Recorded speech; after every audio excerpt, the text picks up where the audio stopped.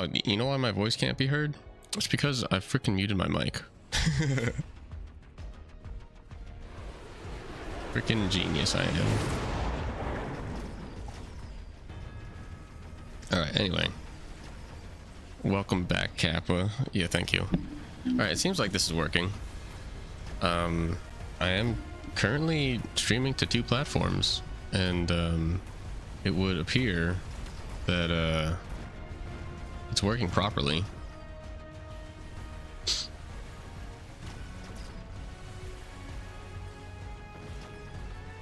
Which is cool.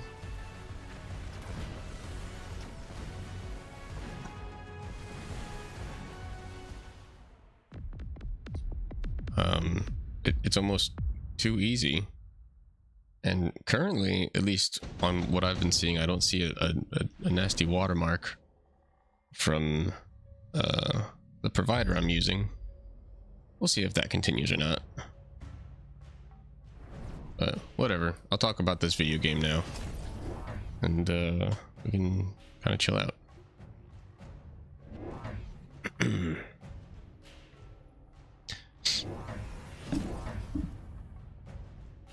How you doing today, White Prince? Hope you're doing well.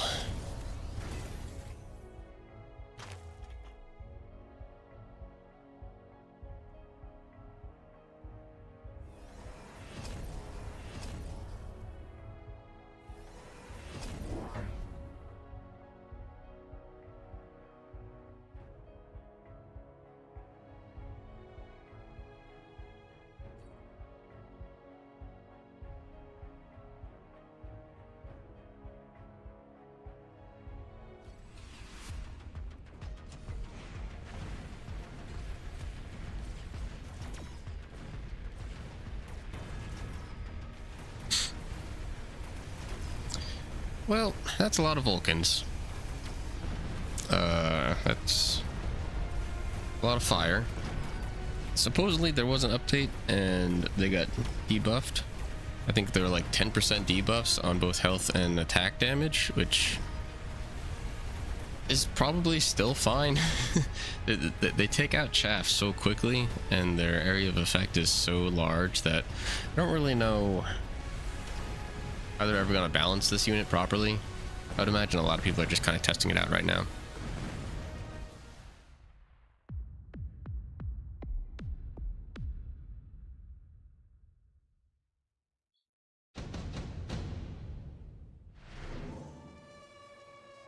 Nukes. Everybody loves nukes. Nukes are everybody's favorite thing. I think blue... Okay, fine. Blue takes the nuke as well. We'll see how this goes.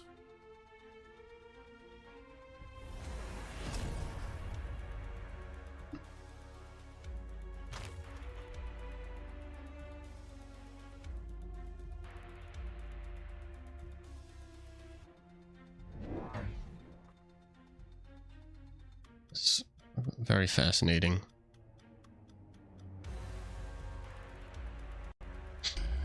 As like I'm looking around at like all the different channel stuff that's happening, I'm seeing how stuff works, and it seems like it's working just fine. It's so weird.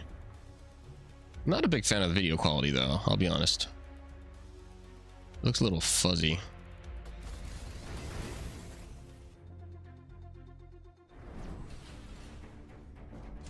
Any opinions, anyone?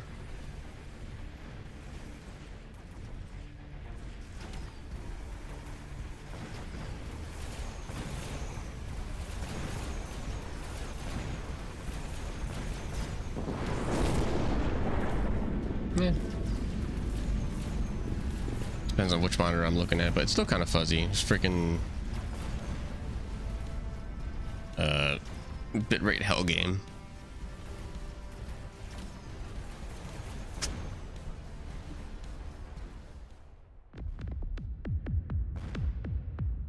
Well, that's game. All right, cool.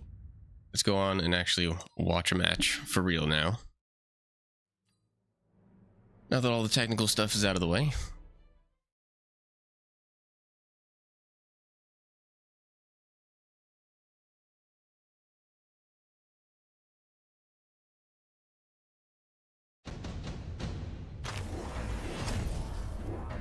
All right, what do we got? It's the conclusion up against Bear-like, and we got some Tarantula. This is only round 2. Got some Tarantula against some Crawler, and I mean, I would imagine that the 4 Tarantula are going to take this. I think there was a flank on the left side, another Tarantula. Damn, that's a lot of Tarantula. And an Overlord. I think that was probably dropped in.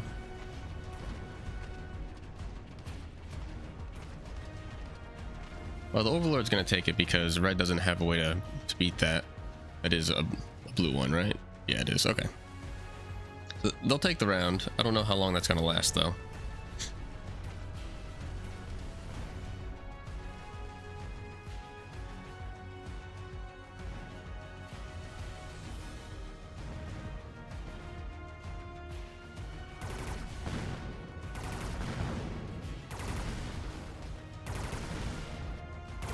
Hello, how are you doing, Overlord? Doing good? Alright, cool. Good for you.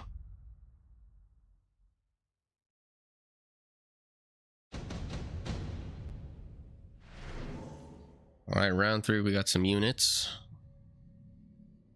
100, 200 cost units. You had a work call right after I asked? That's no problem. Gotta do what you gotta do. I like Fang as a marksman, honestly. I feel like often the high ranking stuff is very good. Red went with the rank 3 Phoenix, and I don't know, I would take quantity over quality personally. But they did get a lot of rhinos, did the conclusion. And they also got the fast teleport. Damn, they did buy that. That is wild. What is their solution? 8,000 damage each time the Phoenix is going to do to this Overlord. That's not too bad. Like 3 shots. That'll work out pretty well. I guess that makes sense. Alright, here we go. I'll zoom in as things happen a little bit tighter. Looks like we got 2 flanks, Overlord on each side. Of course, rank 1 Overlord is gonna overpower the rank 1 Phoenix units over on the top. On the bottom, I don't know. The tower timing is interesting. The Rhino units are also very interesting. It's not going to be enough to save their tower down at the bottom, but these rank 3 Phoenix units right here might be able to take out this Overlord. It really depends on who attacks who first. Blue still has a couple of units left. There goes the Rhino. The Crawlers are going to be a good distraction, and that should allow these Phoenixes to take out this Overlord. So blue will end up taking the round.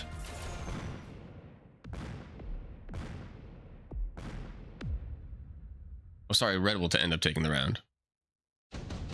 That's right, red had the Phoenixes. Everybody got all flipped turned around. Phoenixes are on this side. Overlords are on that side. Got my flanks all messed up.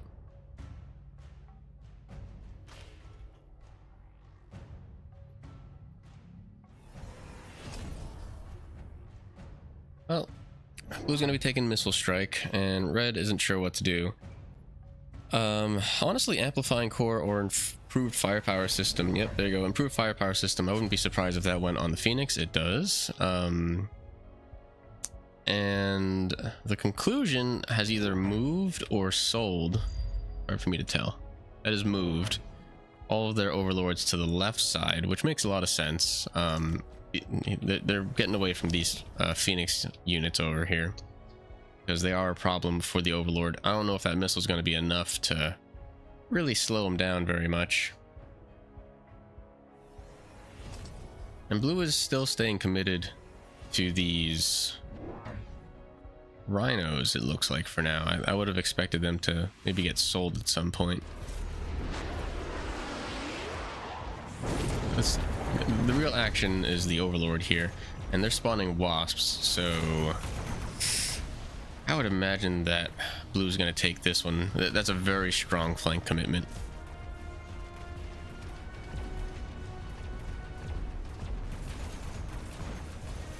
Kablamzos. And like these phoenixes over here, they're gonna have their way at the tower.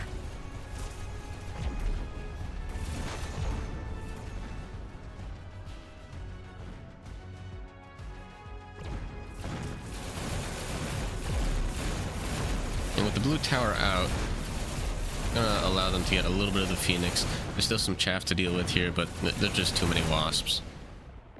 Gonna deal quite a bit of damage, at least 1,200. Now the real question is, will red be able to fend off this insane flank? There's already 3 warlords up there just chilling out. Advanced offensive tactics might be good, because I don't know if they're going to be able to spend enough money. Ooh, they just skip it. I don't know if they're going to be able to spend enough money on units just to take out these guys. I would be very, very, very surprised if they like switch sides multiple times throughout the game. Even though blue does have the fast teleportation. Oh, that's a good level. Please, no overlord nerf. Yeah, right. It's funny. Let's see. They buy more overlords, and the prediction is up, so that's going to be game. Yeah, that's just about as much as you could do. Like, I'm not sure if buying 3 or 2 elites would have been better. Personally, I don't know. I don't think they had the cash to go for 3 elite Mustangs. Might have just been too late. The slowdown with the missiles might be. I was gonna say they might be helpful, but the crawlers were in the way anyway. They intercepted those missiles, and yeah, with the wasps there, that's a huge problem. Yikes.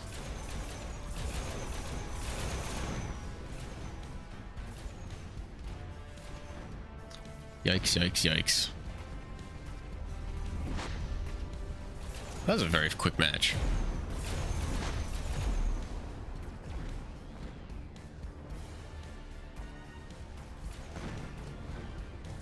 Stick around, watch these overlords just completely overwhelm the rest of Red's forces. What's a really interesting dynamic is that the Reds' forces had absolutely no like opposition on the right side, so they're able to take out this tower and this tower so very quickly. However, the Overlord's general speed they're not that fast. So when they started all the way up in that top corner, they're far enough away from all these tower explosions that they kind of like ride out the storm, so to speak. Conclusion's on fire at the moment. They keep winning. Yeah, they seem to go on runs. Aranax, how you doing? Screw it. I'll spectate them again.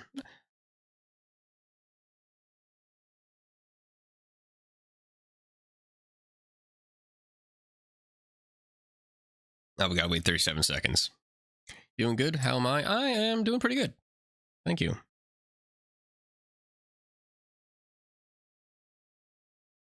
Just enjoying me some Mechabellum.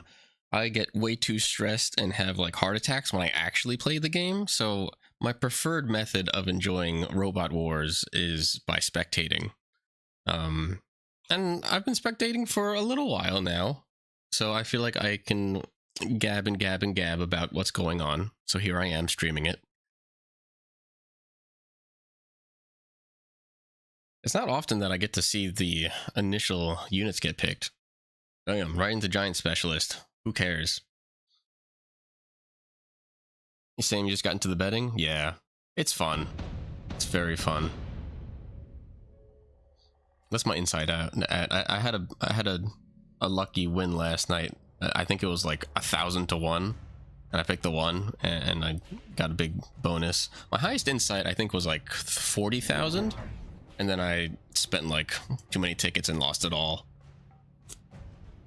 So I'm working my way back up from one insight. All right, I personally like this setup a lot. I'm not going to throw down any prediction tickets yet. I'm waiting to see what units they would purchase.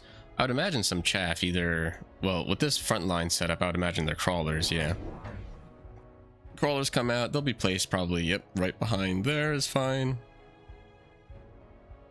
Should make the front line right about here.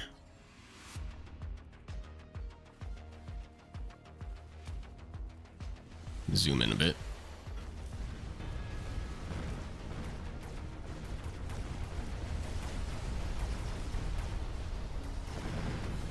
A lot of chaff on red side. They're trying to protect the Stormcallers, and with good reason. I'm not sure if they're going to win the chaff battle. These crawlers are going to be enough to take out both of the Stormcallers. So again, blue will take it. The conclusion is on a roll.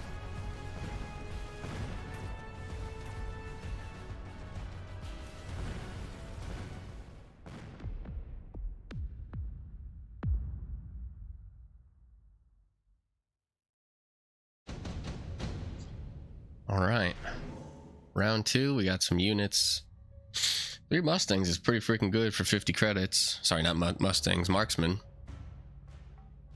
Red's gonna go Phoenix, which makes sense because blue doesn't have any air attack units yet. And I'm curious what blue's gonna do here. Because the marksman is tempting. It does take care of the air threat. It would kind of beat this Phoenix, I think, especially if they protect their units. Yeah, they want marksman. I agree with that.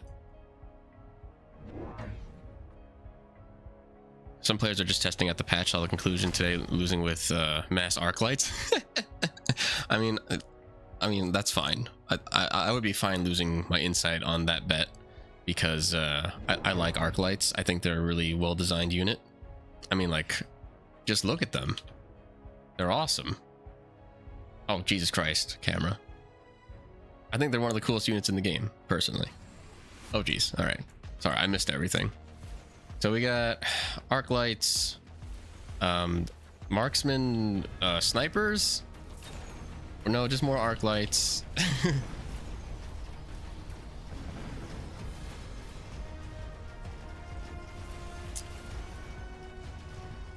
It looks like we might be in for mass arc lights again. We'll see.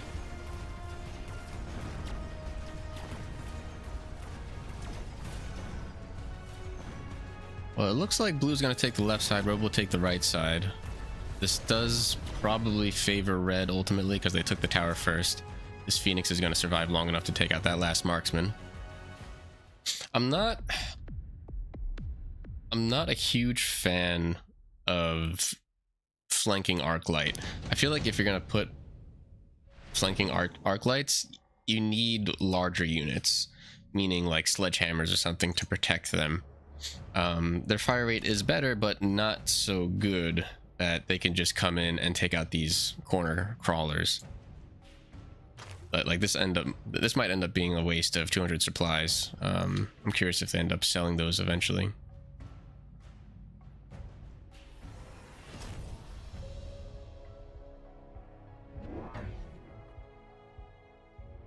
God, I've got so many redemptions.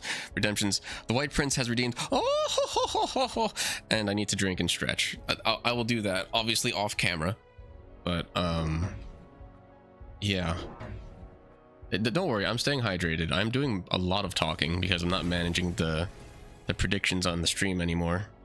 I'd rather just focus on the game and do this commentary along with the in-game predictions. I went to the doctor last week and my blood pressure was high for the first time in my life, and I'm like kind of spooked. I'm usually not worried about health because I'm relatively healthy, but my family has had heart issues in the past, so I'm like, oh God, has it begun? Do I need to stop eating all the things I enjoy? Well, this Vulcan is going to still be able to enjoy eating all these crawlers, just like how this Overlord is probably going to enjoy eating these Stormcallers and Phoenixes. Ultimately, I would think this Overlord wins it. I don't think all the Fangs are going to be able to handle the Overlord, unless this Vulcan provides enough protection to them. We'll see what happens. I think it's likely that the Stormcallers are going to take out these sledgehammers and arc lights. Crawlers are down. That's rough tower timing. Yeah, that's unfortunate.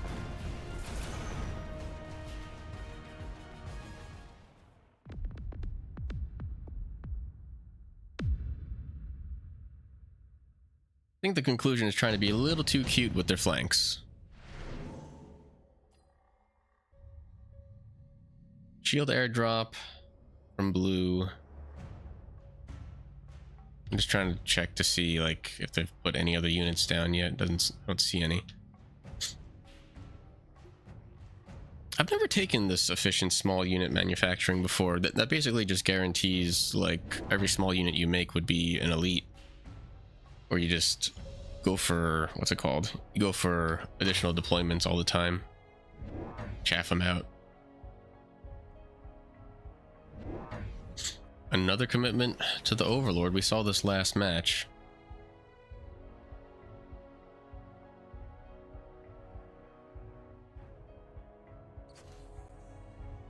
Trying to keep an eye on. Here we go. That's fun. These are the level 1 Phoenixes. I'm a little upset they didn't take the level 2 over here, but I suppose the flank is really not very protected. It's going to take out this tower pretty quick. I don't think that's going to hurt these Overlords. They're very far away from any units that would damage them.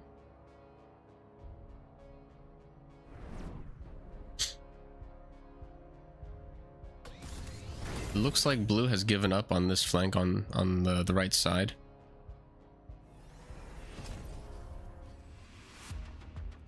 Oh no, we'll see. It really depends on how this is going to work. That shield did nothing for these Overlords. Funny. Flank at the top left is over. Tower is down. These Phoenix units will probably get a couple of shots off on one of these Overlords. Oh, almost takes out that one. They do. Overlords are not going to turn around to take out their the back units. And that's going to be another loss for blue.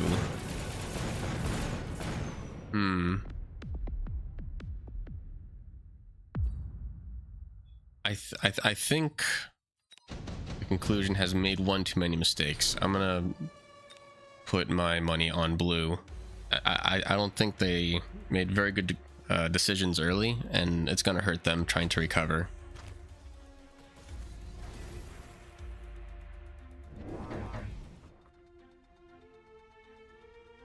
It's just my personal opinion.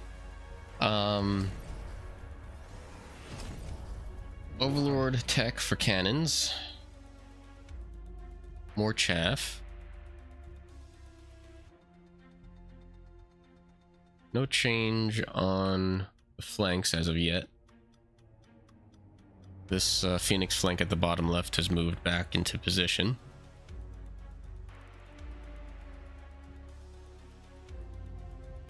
It looks like it was just chaff that was purchased by blue. We're still waiting to see what units red is going to take. The photon coating on this Vulcan is weird. Only because it doesn't have a whole lot of threat, especially immediately.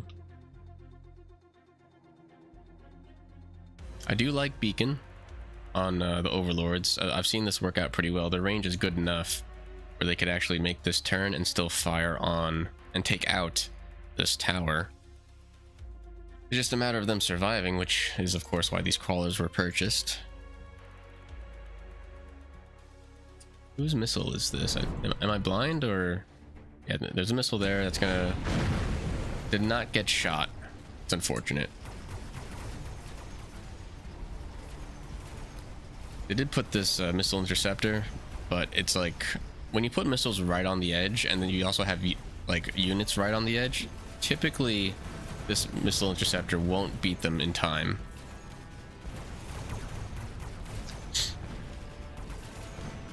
there goes the tower, and that's gonna help out a lot. The left side is pretty much completely taken care of, aside from those straggling Mustangs. These Phoenix units might be able to hold out a little bit against the Overlords, but not enough. The reason Blue won that was from the beacon.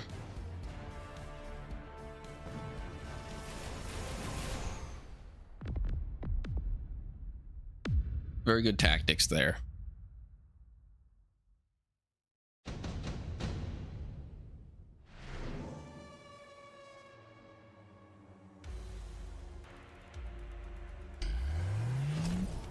Blue takes 3 Typhoons.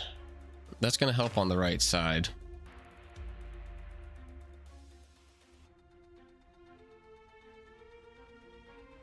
And it'll likely also help with whatever missile gets placed on this side. No, Blue is just piling it on the left. Typhoons were also taken by Red. They also go barrier. I missed what unit was purchased from Blue. Maybe another crawler. I don't see any additional Typhoons.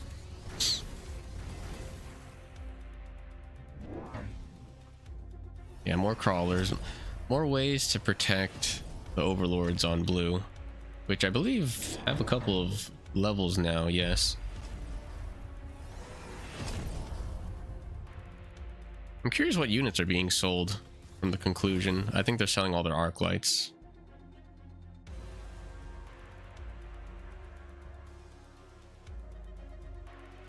I am a fan of these Mustangs staying at range and prioritizing the air units. That's going to help take out all the wasps that are spawned from the Overlords. And honestly, one thing that's kind of funny, let me just zoom out to double check. These flanks are still very unprotected.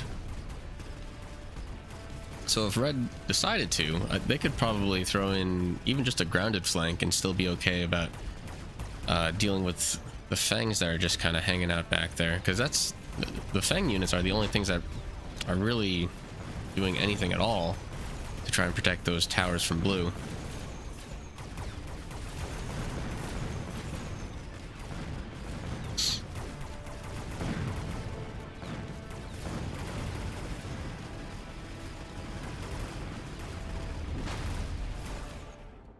All right. Blue still with a pretty convincing victory.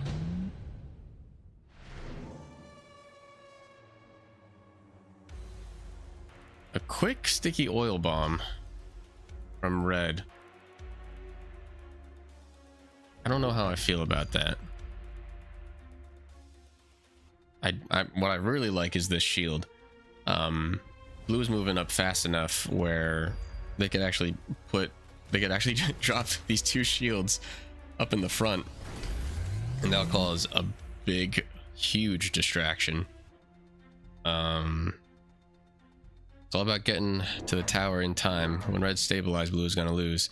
Yeah, we'll see. We'll see if Red stabilizes. Their what's it called? Their Mustangs didn't get levels, which is not good. It's bad.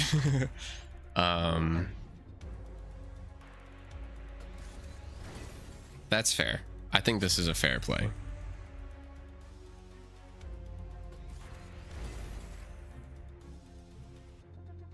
Funny level there.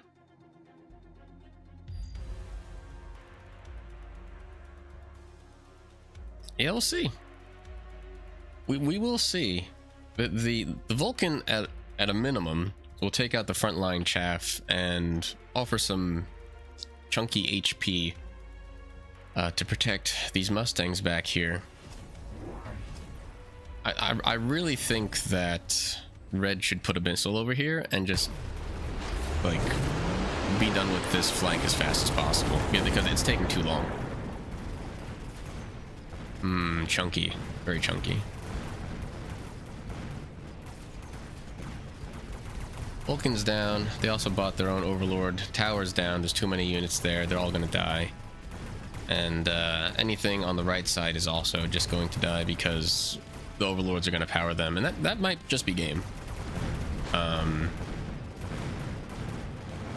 be close.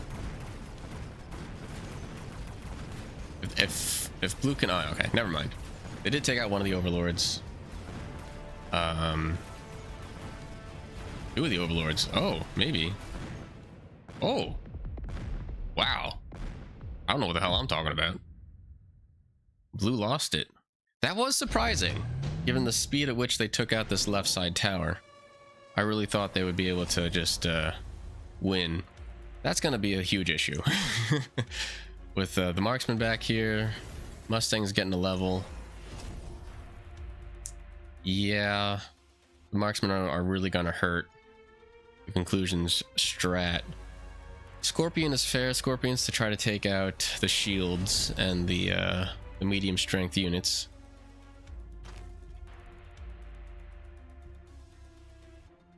A huge part of the army gets pulled to the flank. Yeah, like this is a big slowdown. This is a cute flank. This Scorpion will probably, I can't read the freaking number. What does that say? That's 19,000 health with a, yeah, that's a one-shot Scorpion. So this Scorpion will probably take out that Rhino. So the flank finally improves. We've got 2 additional overlords. Fire's still the plan here. Try to take out that chaff. No additional flank there.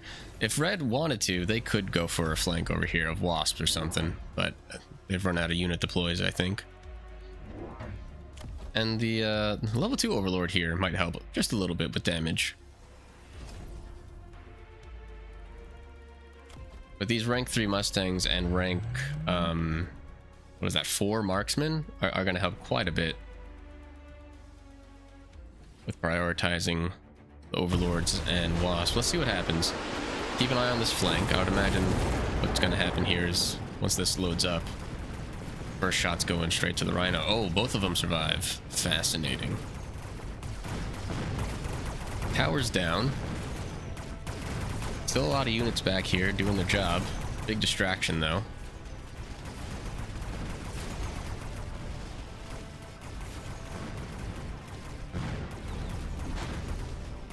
Tower's gonna go down.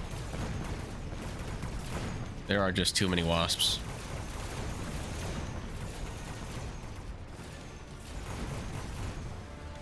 That's gonna be game. Fun. Very fun.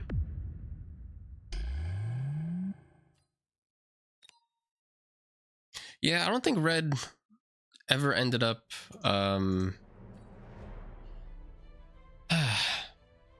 being able to recover from the mass overlords, which was funny because like I'm trying to think of what decision they could have made differently. The only thing I can think of with trying to take out those overlords faster would be plopping down a few like melting points. That's been really the only thing I've seen consistently take down those overlords, especially with the way they had the beacon set up. With overlords traveling in this kind of like horizontal pattern, you could put the melting points kind of off to the side, so they might even catch them early. And there was enough chaff clear from red where I think melting points would have done it. I think they would have been able to target enough of those overlords, but we'll see in the future if that becomes a strategy or not. Anyway, on this match we got Beppo and Illuminati. Illuminati's also been doing quite well recently.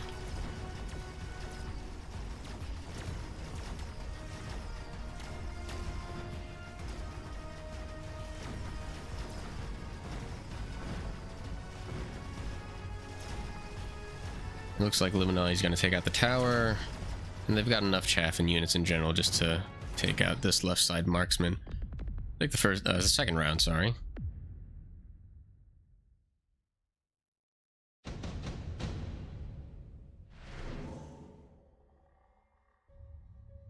Improved steel balls. I am excited. It's not often that I see the unit enhancement specialists come out. We'll keep an eye on everything.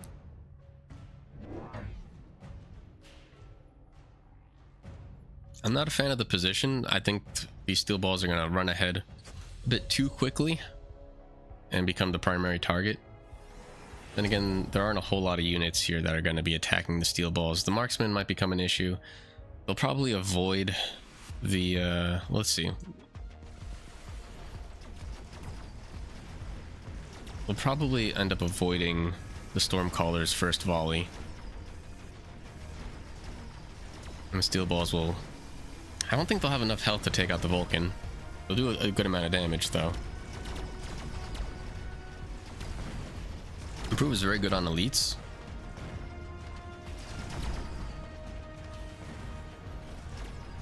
Let's see what that says anyway. So increase the steel balls attack by 50 and HP by 30% each. Movement speed also goes up.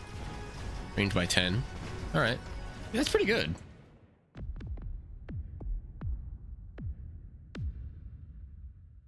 The HP upgrade on the steel balls is really important. Yeah, I'm gonna take the safe bet. I like how Illuminati plays. Curious how this is gonna go. Also, every improved card is good on elite spec. Oh, just like in general? Yeah, that's fair.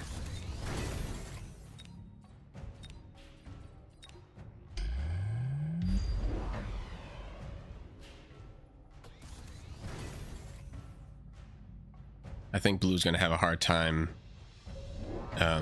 dealing with this composition in general. It seems pretty strong because even if the balls die, they still are protecting a lot of ranged firepower back here. Just make sure that we're not missing anything on the flanks. There's a flank back here that's going to be a good distraction for this particular Vulcan, but I think that's why this Vulcan was placed here. Okay. Weird level 3 crawlers back here. They're just doing their job. Good for them. Give them a raise.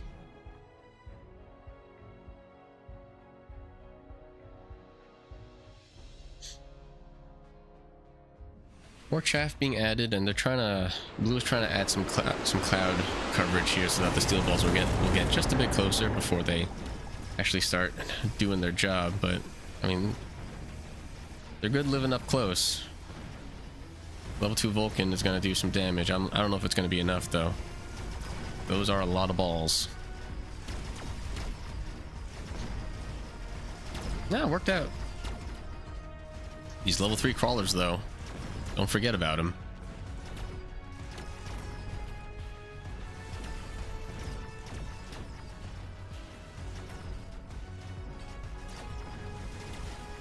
I mean, they're not going to win the match. I'm just saying, like, they do deserve a raise.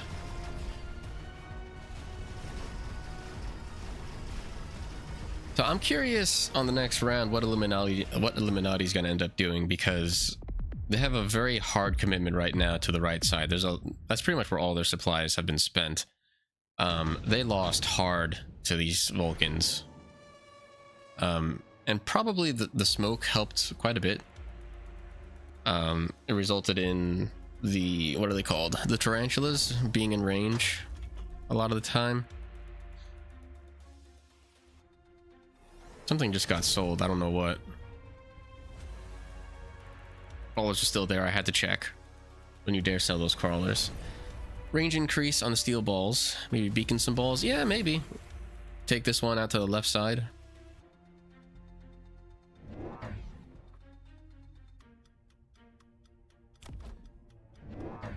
Rank 3 Wraith.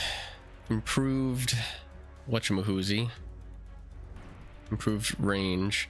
I really like the sledgehammers here.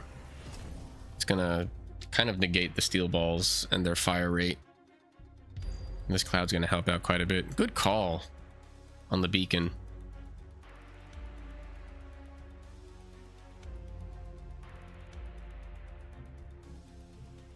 These missiles do 5,000 damage each? Yeah, that should pretty much take out both of these chaff units.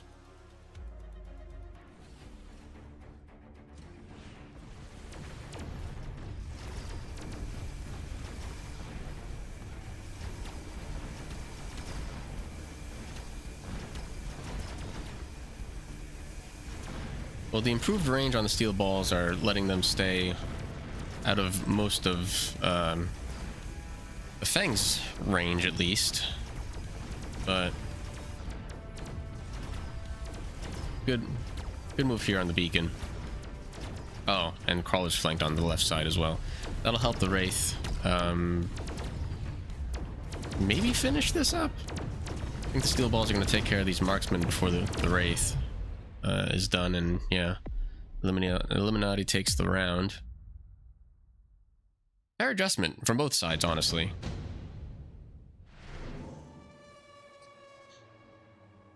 Orbital Javelin is good to deal with Stormcallers, and this Vulcan didn't get a level, so they can take that out as well. If the balls get some levels, the Vulcans will be stuck on the balls. Yeah, that's true. There's a rank 3 ball here as well, and honestly I don't see a reason not to go for the beacon to the far tower again. It worked out well. That's a good javelin. I would put whoa. I would put the javelin just a little bit further over to the right to try and catch these. Never mind, the Stormcaller just got sold. Never mind. Vulcans are getting some levels, which means the marksman tech comes out. I think that's fair. The question is, are they gonna buy a marksman tech for the marksman? I think something that's kind of underrated is the what's it called, the rate of fire power on the marksman. I think they're like, it's really good against like these mid-health units, because it doesn't technically reduce the like damage output, it just kind of changes the fire rate.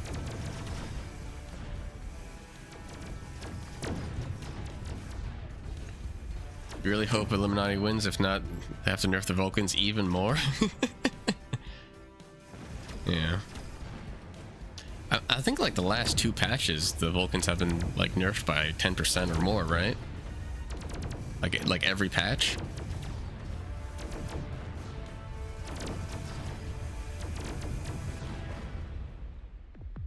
Yeah, that is crazy. Like, and I think it's really hard to balance, honestly. I remember when the game first came out, it was pretty much just a race to giant units, because at least the way the devs saw it from the beginning of the game was that like giant units spending 400 credits on it, 400 supplies on it, should be 4 times as strong as a 100 cost unit or something like that. And like logically that kind of makes sense, but then it just becomes a giant game, and what's the point of having the smaller units? So it's a weird balance of trying to say, oh no, the small units should be like sustainable and usable in the later rounds when giant units come out, and giant units shouldn't just be plopped down early on to just completely nullify the small units. It is a really weird balancing act.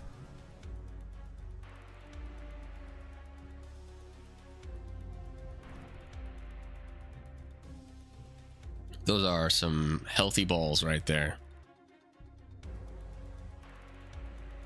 2 rank 3s and a rank 4, I think. Yeah. Ooh. More Vulcans, more marksmen.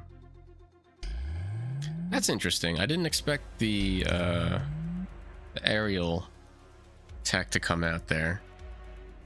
I guess the Wasp is a bit of a pain in the butt.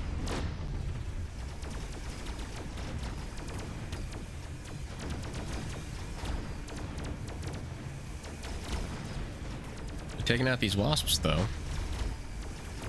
and they're well out of the range of the degen beam, so there's no reason for that to come out.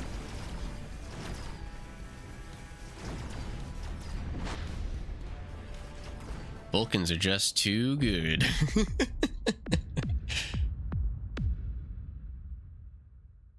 Oh boy.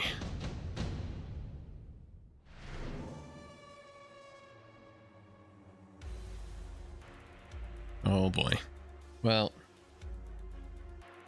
I don't know. I don't know what you want to have happen here.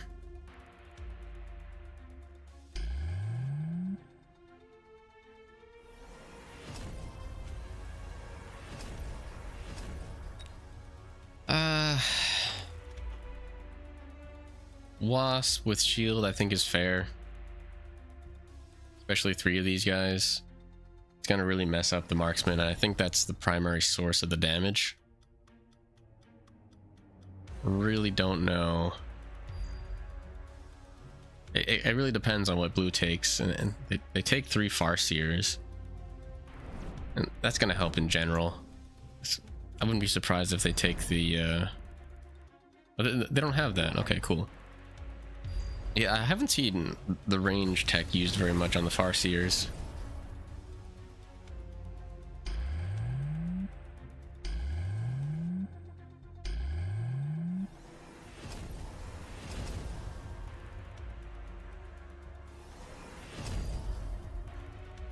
Now, honestly, I don't think that it's the Vulcans that are overpowering the steel balls. I think the steel balls are just spending too much time on the chaff. I don't think this is another reason to nerf Vulcans. I think generally this composition is very good. Even if you nerf the Vulcans 50%, they're staying alive long enough, and they're not even being targeted most of the time because the aerial units are being taken out, and they have enough chaff in front of them to protect any targeting.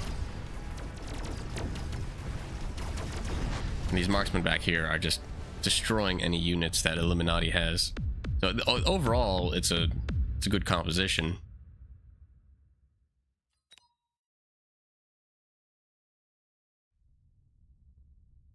Ouchies.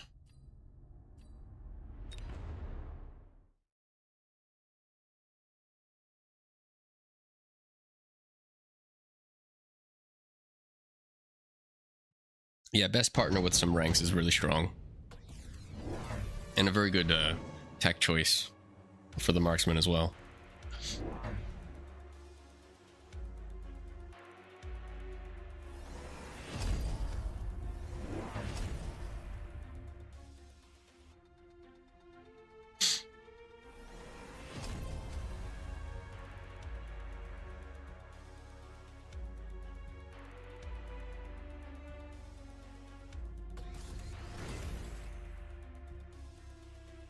Well, they're still in the early rounds here. There's a lot of Sabertooth on Red's side. I'm curious how that's going to go. And they have double shot, which is really weird to see this early, I think. Because it doesn't look like blue has a lot of units that would require that type of damage. How much area of effect does this have? 6 meters? Okay. Yeah, I don't know.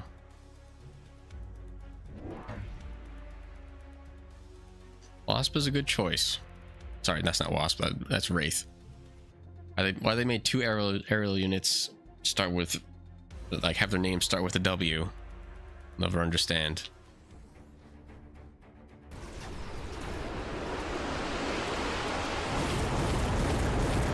That's a lot of fire.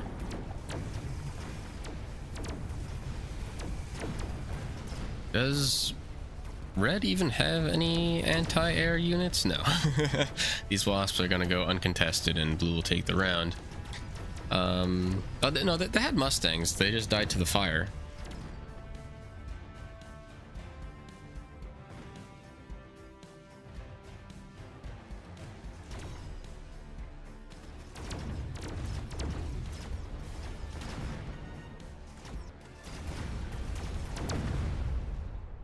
Yeah, weird.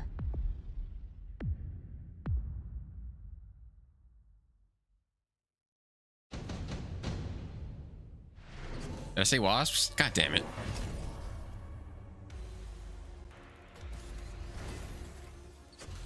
Okay, improved fire system on both sides. Get the Wraiths get a level and some increased range. That's nice. Why? Is it really that vital? I'd be more worried about these Wraiths, bro.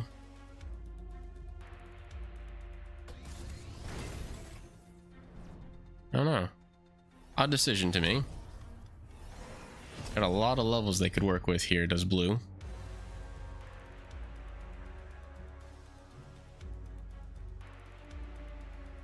Was the shield gonna come down before the oil?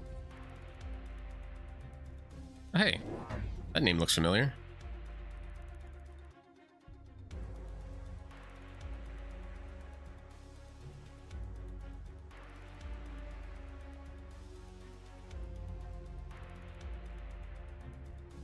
Well,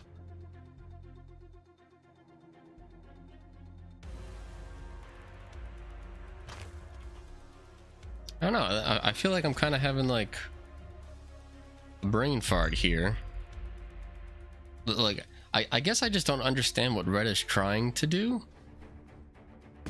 But like the units I see logically tell me that's like it should be fine. Red should actually just be okay with all the Mustangs and everything. The flank was caught by the missile.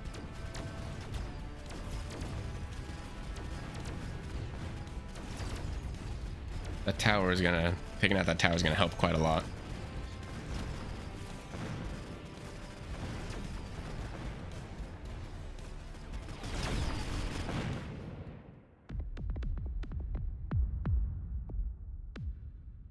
Huh.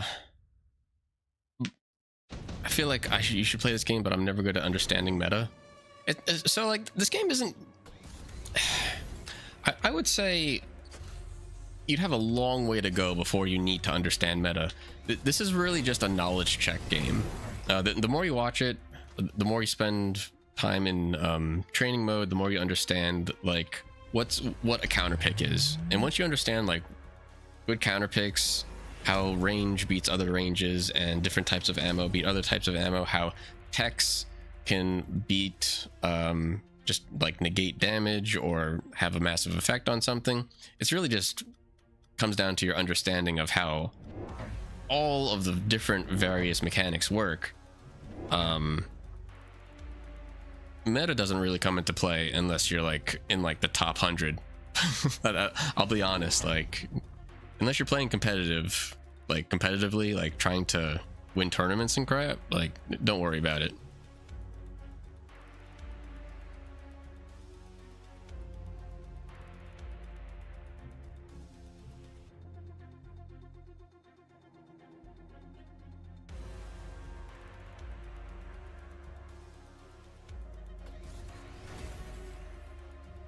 I still don't. I really don't feel comfortable making any bets. I think the Wraith armor here is really good because the Mustangs are dealing only 41 damage, so that just blocks it completely. So the Wraith take it this time.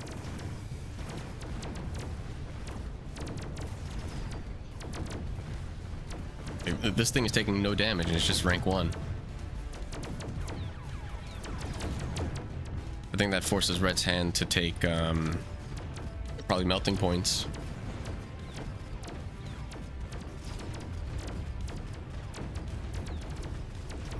They only just took out one of these Wraiths because, and that's only because of the tower.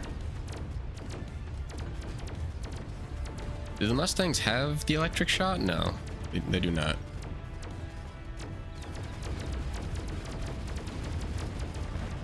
These rank 3 Mustangs, those are dealing quite a bit of damage.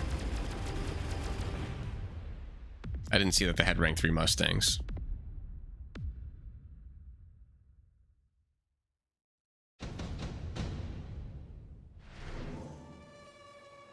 With the improved firepower, that's the only thing that won them the round. So if Blue can get some more chaff kill, I think they're good. Fortress is not the move. I don't agree with Fortress anti-air. I think the only time Fortress anti-air is good is with like what's it called? Is with Wasps or Phoenix units. I don't know what it is with the hitboxes with those missiles that come out of fortresses, but it feels like they just constantly miss.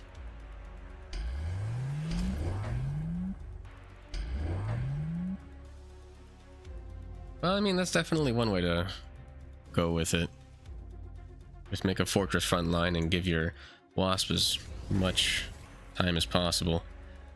Yeah, I mean, boats would have been fine too. Boats with Wasps. would have been fine. Then again, these marksmen are getting, sorry, these Mustangs are getting a little buff. A little buff.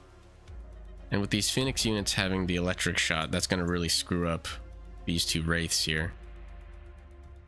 I don't know if the Phoenix is going to be enough. I mean, red basically just needs to win one round. Blue only has 404 health left. See what happens.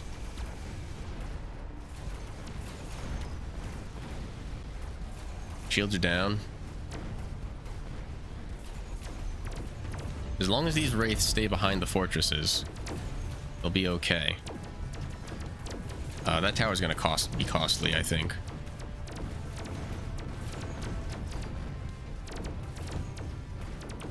Phoenix still here with electric shot.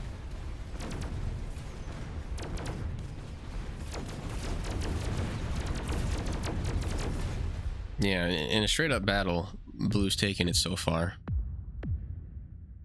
Man, this is so weird. I'm not gonna get a prediction in. Like, it's just not gonna happen. I should just take Prince Boji for the... If it goes longer, you know, I'll get some points, but I think it's too late. I don't think I'm gonna get anything. I'm taking it just for the odds. Damn, that's a lot of freaking battlefield powers.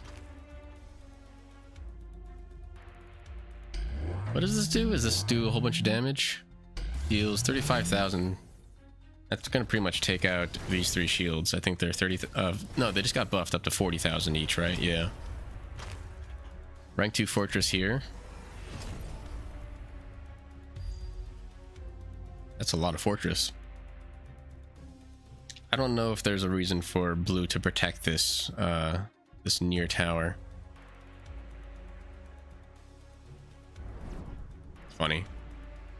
They're gonna get this freaking electromagnetic impact is gonna it's gonna pay off. I think all all four of these shields are gonna get hit for 36,000, or what was it, 30,000, 35,000, just leaving 5,000 in shields there.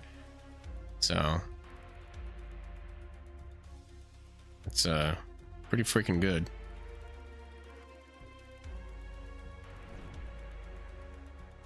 Let's game over. No more predictions. I'm definitely not making any money or losing any money. A wimpy bet on my part for sure. The fire here is going to win it. That took out the Mustangs.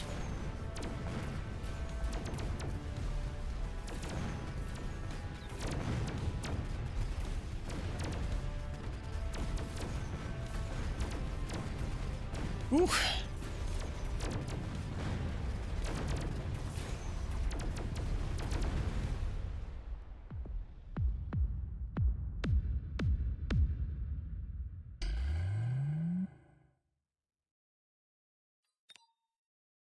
True, but nothing kills the Blues forts except for forts? Yeah, that's a good point. All right. Who do we want to see? I like these matches.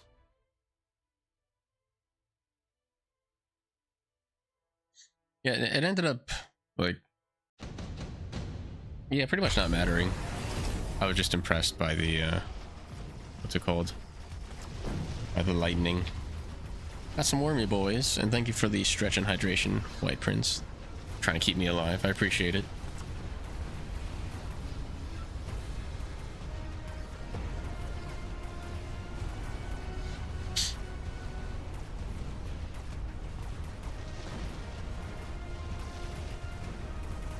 Well, the steel balls on the left are going to take out the tower, and pretty much just going to be worms against worms.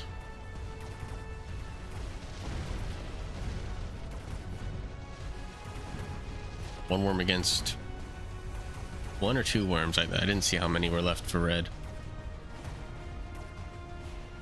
Tower's going to hurt, though.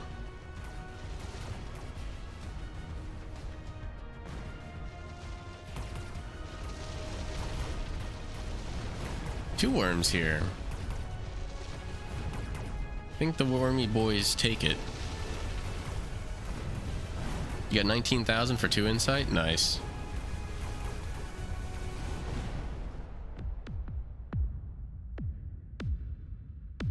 Hey, I mean, like, sometimes it's just worth it to bet on the odds, you know?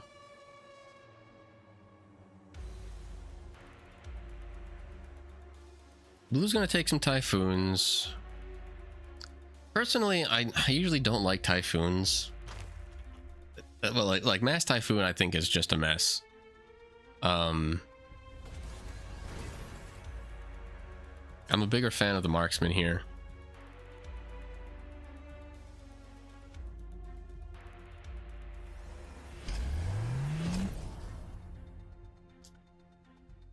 So we got 3 Typhoons and 2 Wormy boys over on this side. There's not a whole lot of chaff. I'm not sure what these Typhoons are going to do other than protect the non-existent back line over here.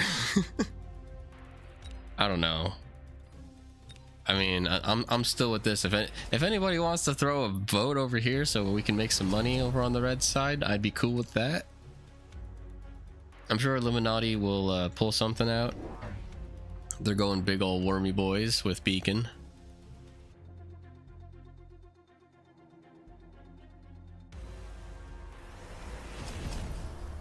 I think these marksmen are well placed. It is weird that they took the air tech without having first seen a whole lot of air. I guess they probably got scared by these Phoenix units.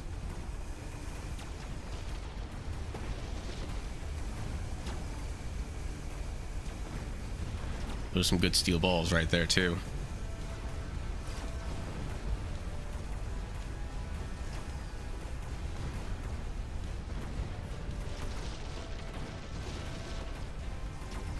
All right, now is the Sandworms' time to shine.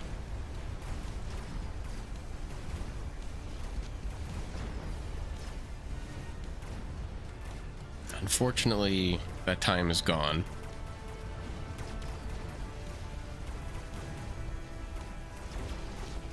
Oh, they almost got him.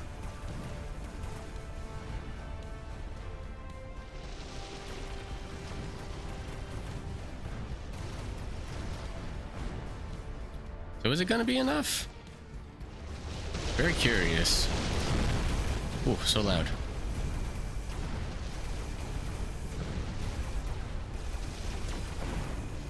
Ouchies. Worms. This is awkward. Aeronox thinks it's gonna be Illuminati. Betting the odds, I appreciate it. All right.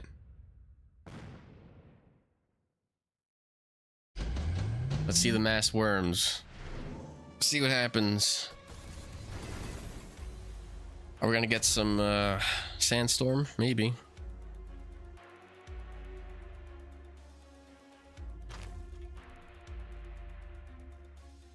So, like, is there a reason I don't see Melting Point as often as I would like to? Like, am I just crazy? Is Melting Point just, like, bad? Maybe sudden strike? Melting Point did get buffed. Oh, no, sorry. Sudden strike did get buffed. That's right. Yeah, like, I don't know why I don't see Melting Point in general. Rank 3 Sandworm's gonna be tough.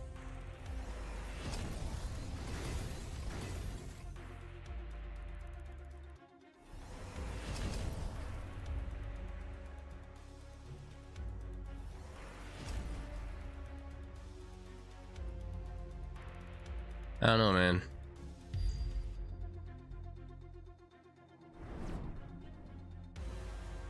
That's fine. I'm okay with that missile. Deal with a little bit of chaff. Hey, Hailstorm, how you doing? MP with suck and energy diffraction counter worms, yeah. Yeah, like, I don't know. With this many clumped together high health units. I don't know why Melting Point wouldn't be a go-to, you know? Like, I don't think the cost is that bad.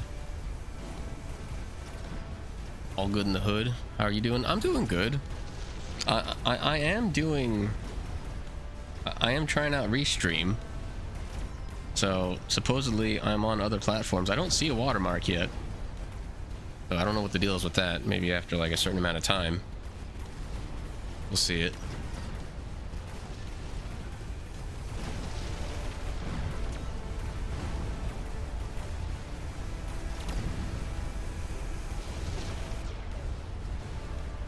Freaking worm. Is it gonna be enough? It is. And just a little baby worm left. Okay. A little bit of damage. Chipping away.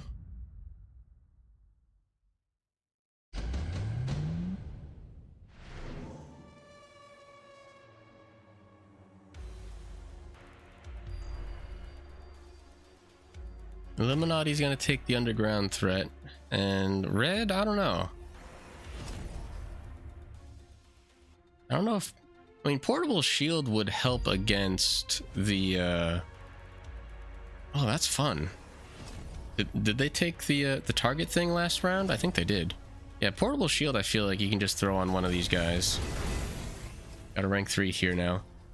So I missed it. Did the steel balls have fortified target lock last round? If they did, I'm a big fan. I like to see that particular tech used well. I love all the situational techs in this game. It's so fun.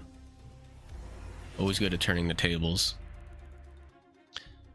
Illuminati's gonna end up using the using the extra crawlers for some more chaff. Damn, they've been teched out as well. Making more of them and trying to do more damage. It might work out. But red does go Vulcan. Sudden Strike-oo. Nice. What am I streaming to? Twitch and YouTube? Yes. I'm on the free version of Restream, and that only allows 2 platforms. I have no idea how well the stream is going, by the way, on the other one.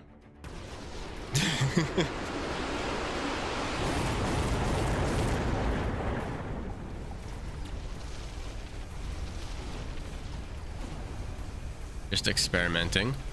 Those steel balls have been distracted by the flank, and that's going to give these worms a lot of time to do a lot of damage.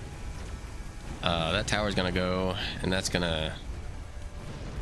It's not going to result in too much death on the red side, but it is going to result in a lot of loss of firepower, which is going to give the sandworms more time to position themselves for their sudden strike-oo. And the area of effect on sudden strike is huge. Massive.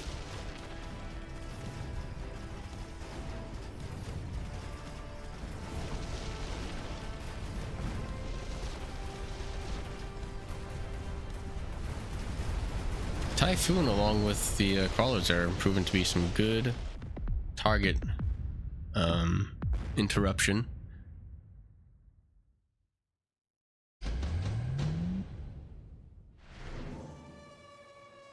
Very good, very good.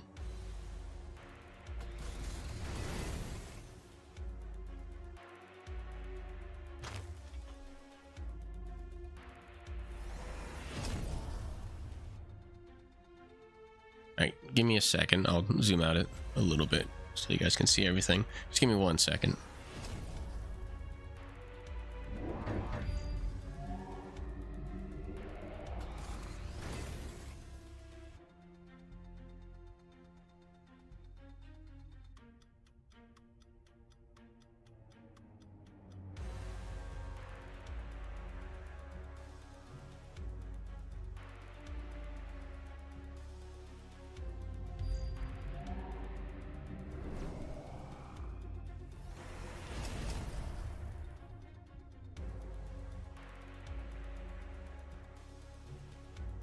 Okay, I'm back.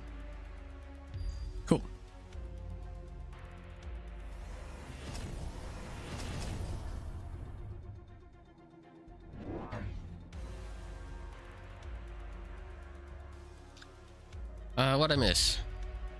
I see more fire. I see a lot of fire on red. And I see a lot of wasps on blue.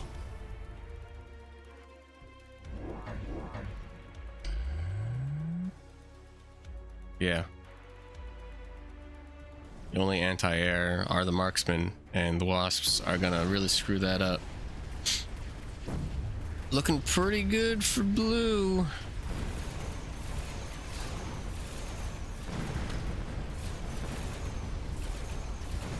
Looking pretty good.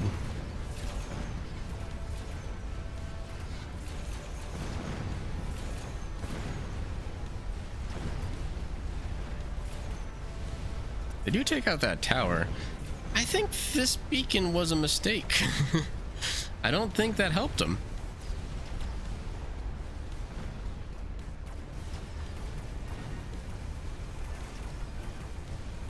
Because there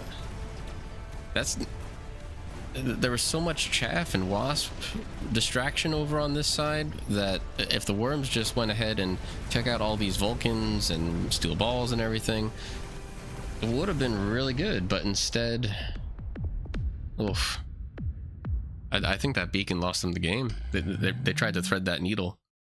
Just look at the battlefield again. Like, I understand what they're thinking. They're like, oh man, look at all the space I have right here. If I can just sneak through and take out that tower, I would totally win. But that means all of this chaff is, in fact, even the chaff here, like, why would you even put the chaff there, these wasps, if you're not going to use them over here?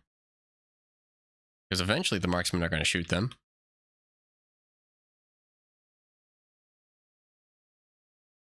That was such an odd beacon.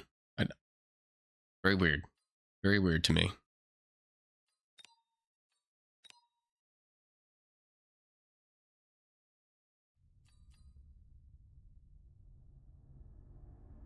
All right.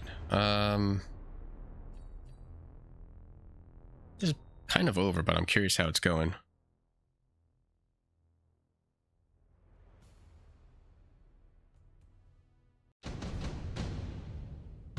Dun dun dun dun. Then we get to see round 6. More overlords and worms. That's been the story of today.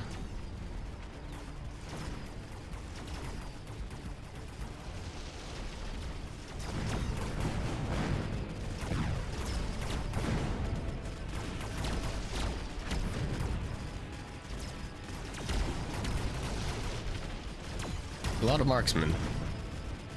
Oh, do they take the assault thing? They did. I'm curious how this works. I know it's over, but I would like to see how this works.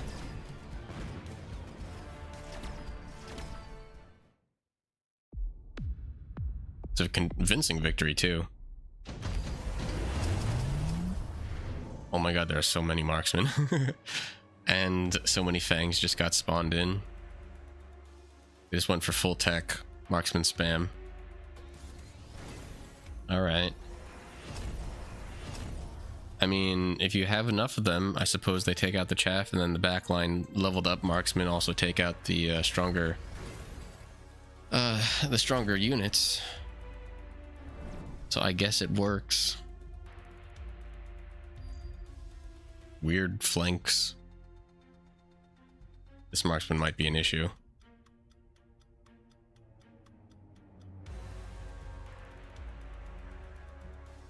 What's the range on this guy? 140? Not bad. Not bad considering that they're like the assault marksman. So many.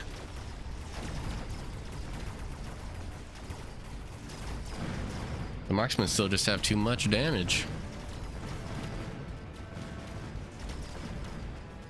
Too bad there's fire here. But they didn't have to walk into it. All right. Good to know. So you just need to buy like 1,000 marksmen and fully upgrade them with those specific techs, and then you're good. That makes perfect sense to me. There's your meta. Just spam one unit and go for all the techs. Yeah. Oops, all marksmen.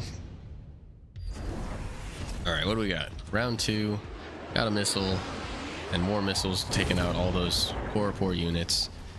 That's probably going to give blue a little bit of an advantage, but I don't see a whole lot of fangs that are going to survive in order to take out these wasps. So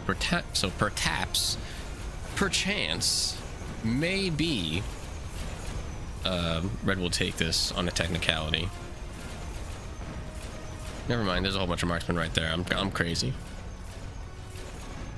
God damn it, not marksman fangs. I just don't know the names of units. I'm sorry. Clearly just don't know what I'm talking about.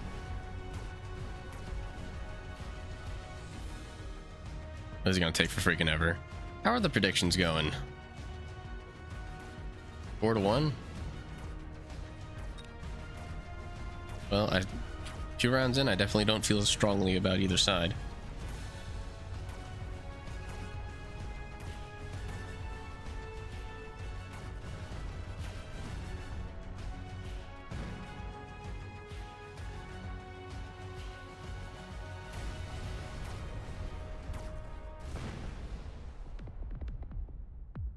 Alright, so it looks like round 1 went to red and round 2 went to blue. Oh god, a lot happened. And we're off.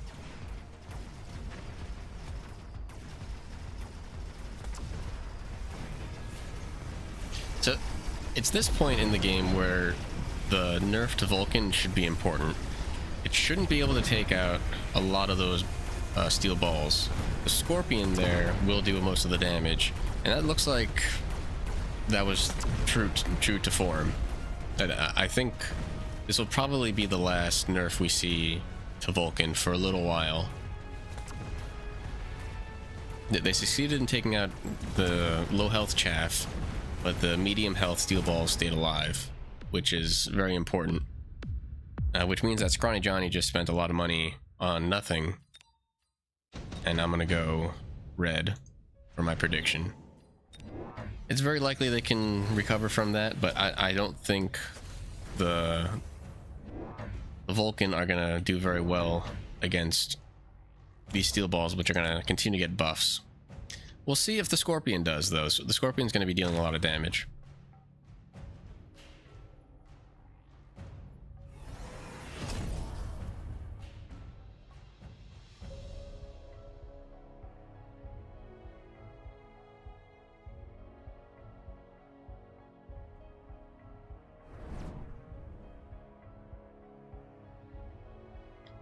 I don't know what the hell just happened, but Scrawny Johnny just typed in a whole bunch of garbage.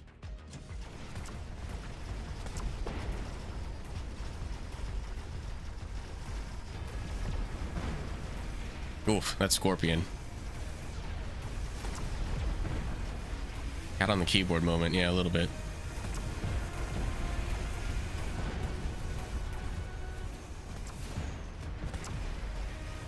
Well,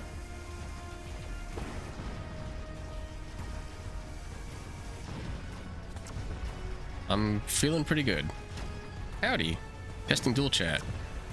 Cool, yeah. I see both chats.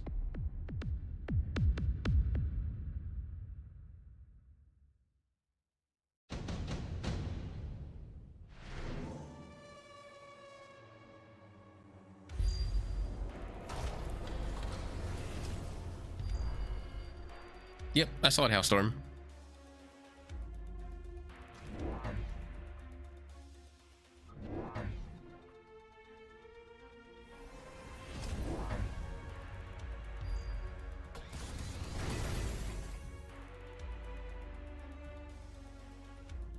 Maybe I should stop being such a wimp, and instead of voting just 1 ticket, I should vote maybe an additional 1 ticket. Do I feel that confident? The main thing that gives me pause are the Scorpions.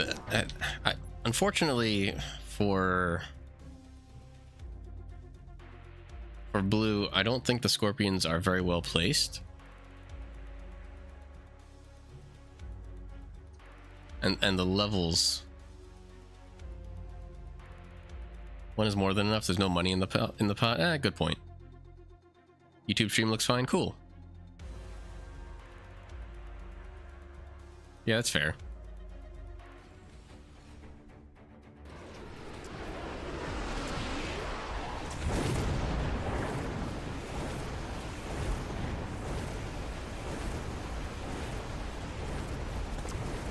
The only issue with streaming this game in particular is that it is like bitrate hell. Like that tower explosion just completely like killed the quality of the stream. I know that for a fact.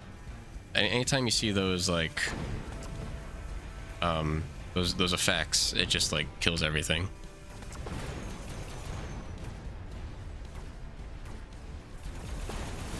Yeah, this is just a really good steel ball.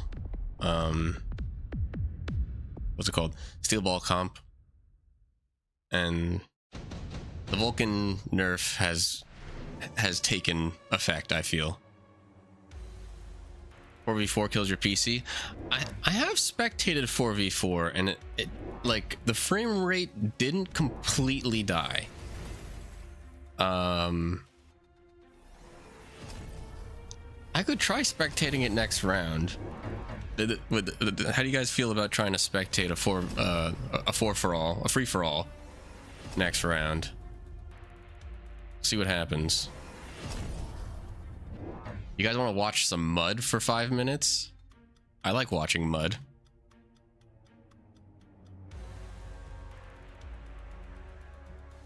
Nah, I won't do that.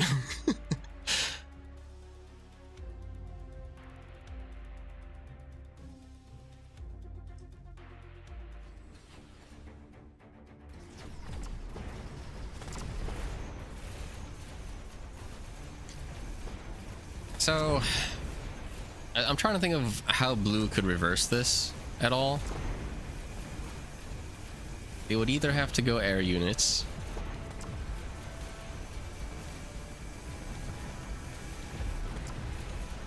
They would need to go some type of unit like Sledgehammer that could eat the steel ball's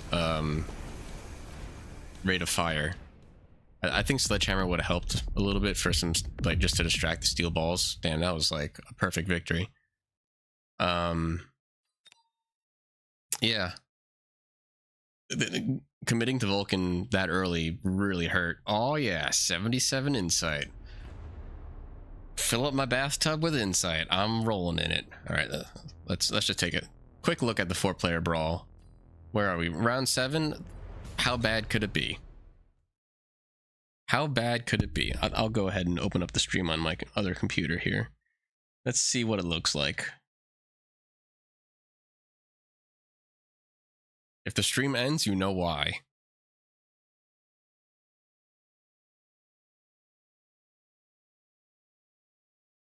Will the game crash? That's the next question. No, we're good. Here we go. All right, everybody ready? Let's zoom out.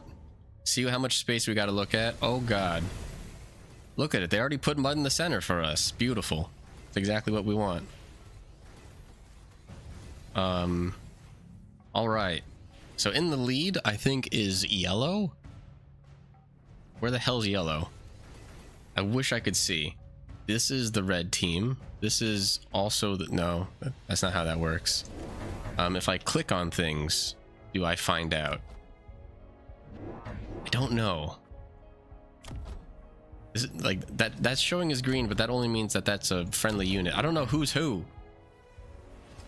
Can someone inform me how this works? Anyway, the way this generally works is that there are 4 players and they go up against a kind of like a CPU guy, and then after the CPU does its thing, the surviving units just kind of battle it out, and whoever like basically kills the most of the CPU units and all that stuff ends up getting points, and then whoever gets the most points, whoever like hits the max points first wins, as far as I understand it.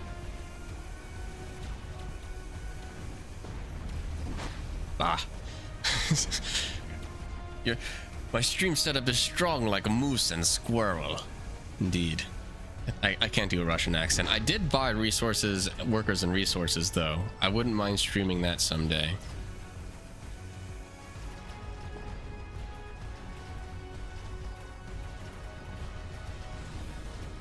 You know, this doesn't look as bad as I thought it would. This is kind of still understandable.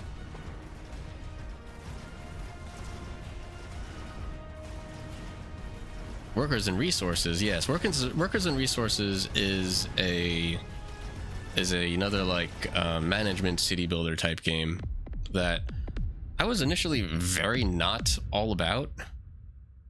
Damn, Blue freaking destroyed that one.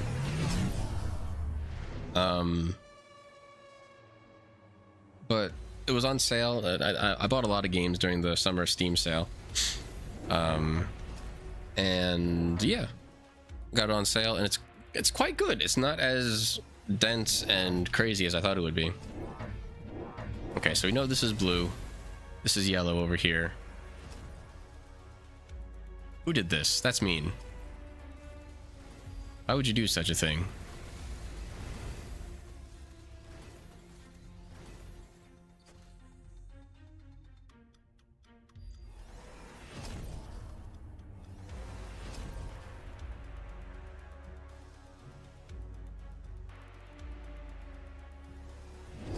So it looks like there is only one boss side.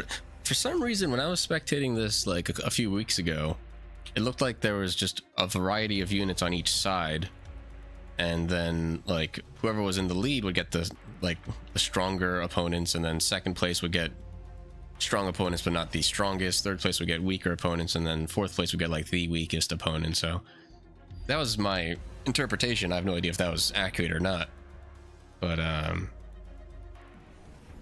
all right, let's see how this looks on the stream. I am curious. I'm gonna watch the stream side of things and not what's on my own screen. Oh yeah, that's pretty muddy. Getting a little framey. But ultimately, it's just blurry. Still kind of readable. I could see that there's a rhino running into the center there. It's gonna get a lot of points. Good for him. Okay, you know what? It doesn't look too bad.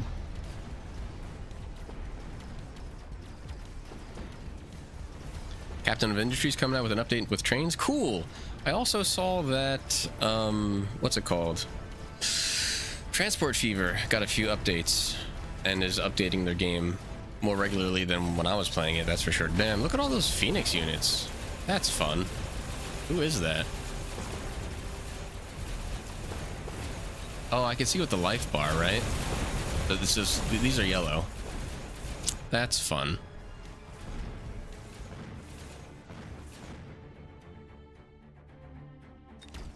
Yeah, this tech totally works in this mode.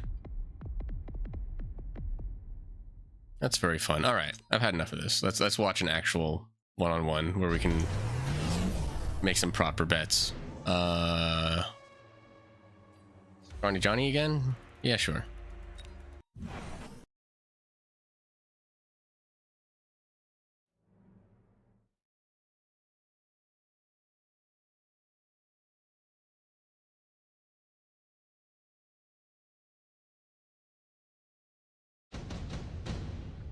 All right, what do we got?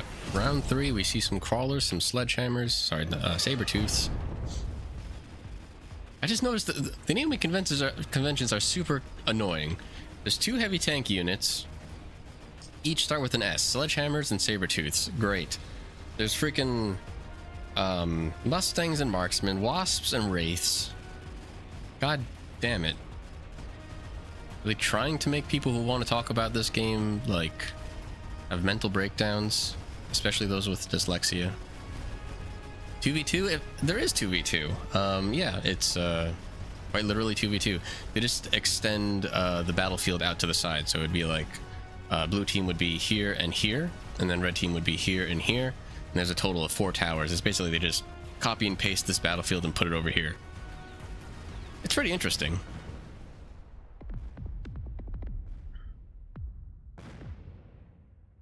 And I think the way the players play is like it's still basically just one-on-one, but the battles happen next to each other, so any units that survive from one battle can then move over and help their team on the other side. It's kind of how it works. And depending on unit placement and distribution, you might get a little bit of overlap.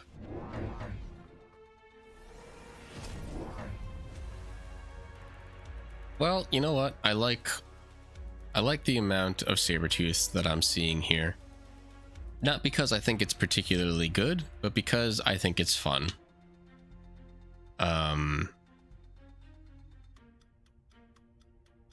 A lot of 200 cost units, which I think is also very good. We've got a few 300 cost units back here. I really don't know if the Farseer is going to do enough against the Sabertooths to make a huge difference. And the Crawler Chaff is working out, I think, in Blue's favor. So I think I'm going to have to throw my ticket on to Blue. I think they just have too much health to ignore.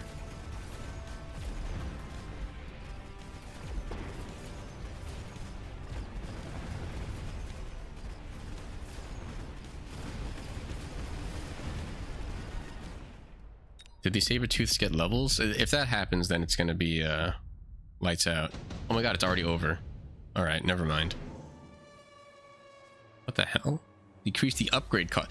This is the weirdest one. Like, it's so weird that this costs 100.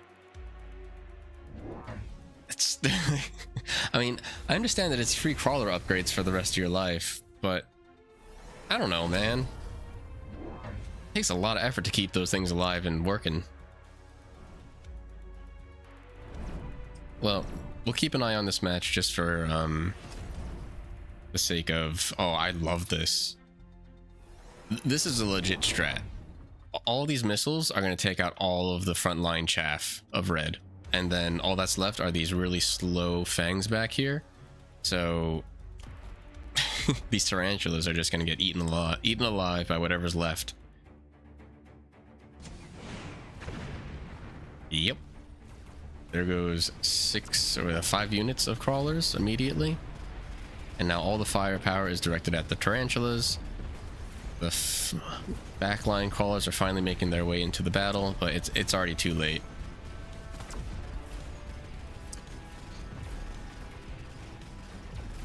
I did that. I did exactly what red did before, and somebody destroyed me because of the position. The way those missiles can take out the really close front line can really screw you up. So if you don't have like a frontline fortress with shields, or like typhoons with shields or something like that,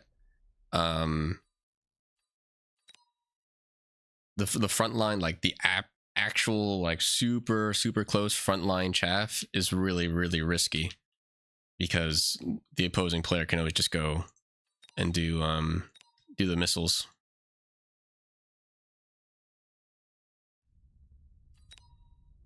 All right, who else do we got? I feel like Pubeppo has been playing well, so let's watch them.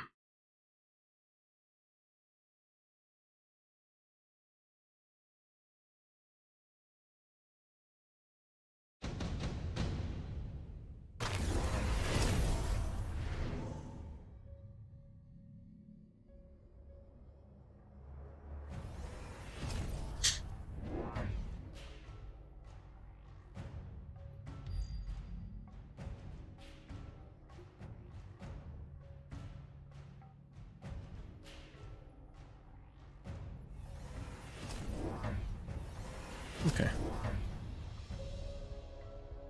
Sorry, I'm just checking some things again.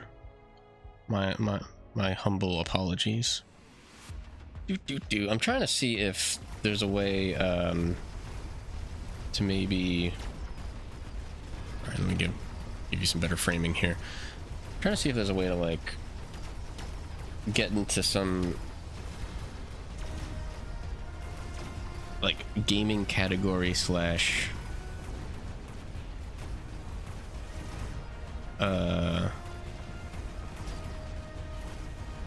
weird. Some like Mechabellum category on YouTube, because otherwise, like, who the hell is ever gonna find me? You know what I mean? Yeah, I don't know. I'll have to look into it. A single marksman survives. It's over. Red's got it for sure. That round was the telltale sign. Absolutely.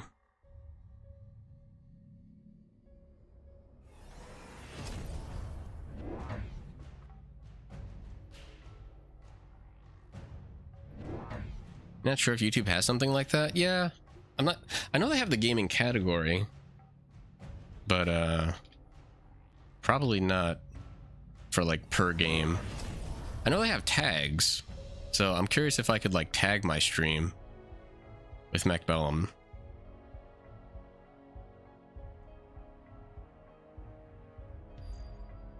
In fact, I can try doing that, like, right meow. I just need to like sign in and crap.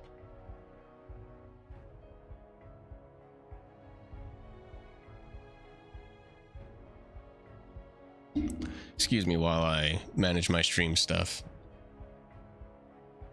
You know what? I don't care. I'm just gonna.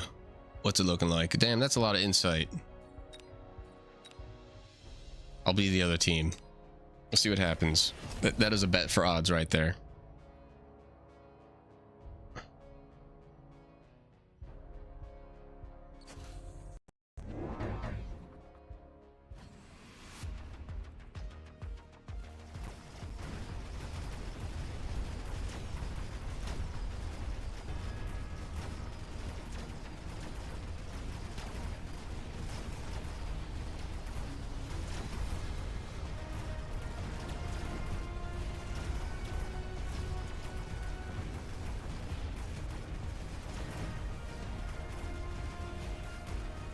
Yeah, I don't see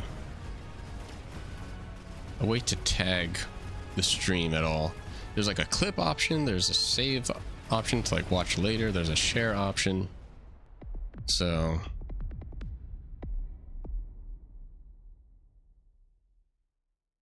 hey, what the hell? Why am I signed in as...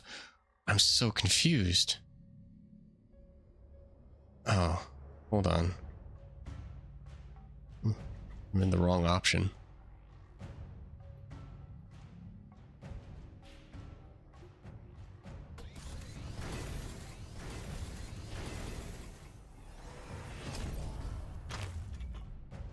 Guess that would make a big difference, wouldn't it?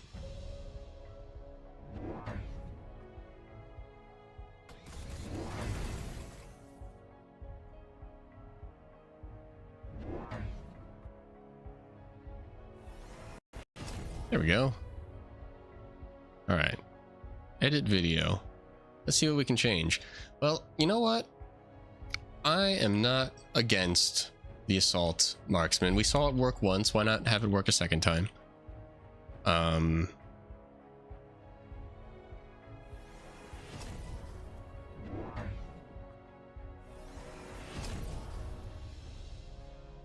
Go.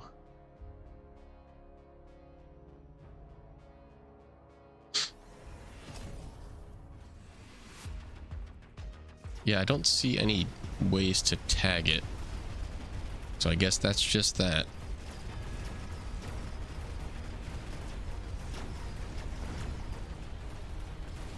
Alright, it's fine.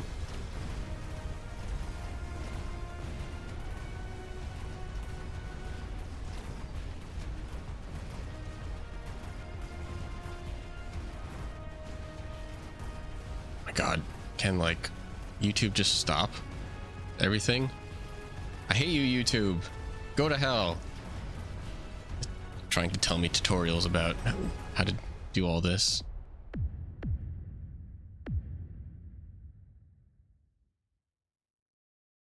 Okay, please stop. Please stop. Please stop. Alright, I don't understand what the hell's going on.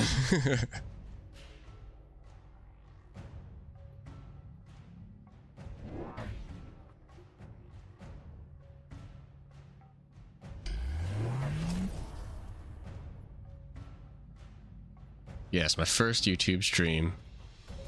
Super enjoyable.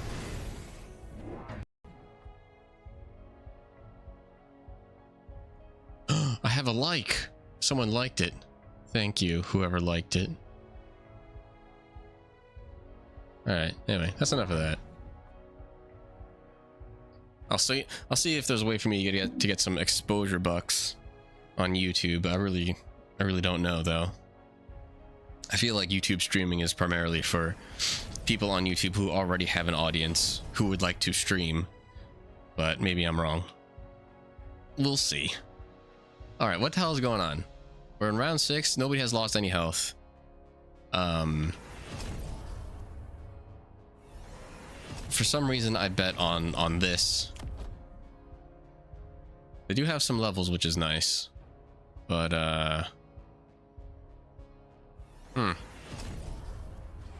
I don't think they're outranging these Vulcans, are they? They have the same range. Interesting. With the shields, that could actually be pretty good. And what's interesting as well, I don't know if the proper adjustments have been made, but what's interesting is that with protection, these marksmen could act as chaff killers, chaff clearers.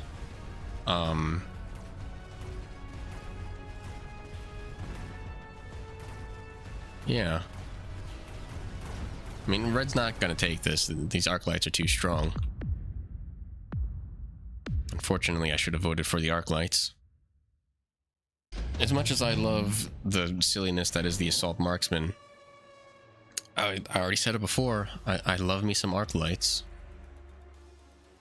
Well, we got incendiary bomb for blue, and red is gonna take the electromagnetic, whatever the heck, the impact. It's gonna slow things down and disable tech, which, damn, they're going mass arc light. I want to change my vote. Don't whine at me, dog. Have you seen the new game Shapes 2? I have. Okay, so yes, I have, and it's rated very highly. I've played factory games like that before, and as much as I enjoy them, I always have a very hard time maintaining any like sustainable play time for whatever reason. I played the demo of Shapes 1 and was like, yep, I already understand what this game is all about.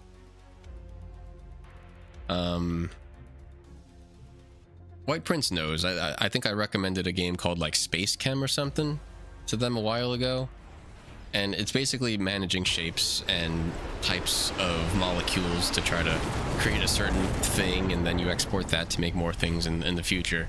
And it looked like a lot of the mechanics that are in Shapes are also in, whether we're in this other game that I had played. So yeah, I have a lot of games to play, so I probably won't be getting anything new anytime soon. It's a matter of streaming all these other games that I have now.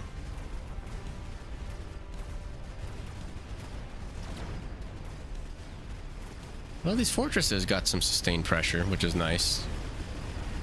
And the amount of units are going to be able to take out melting point there, so that's good.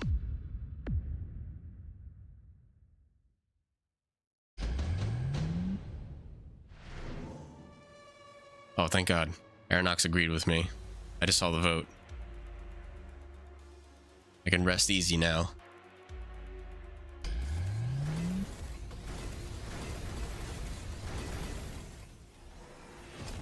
Rank on the fortress is pretty good. You know, like my tickets may be with red, but my heart is with blue. And all these arc lights. The arc lights just need some different tech.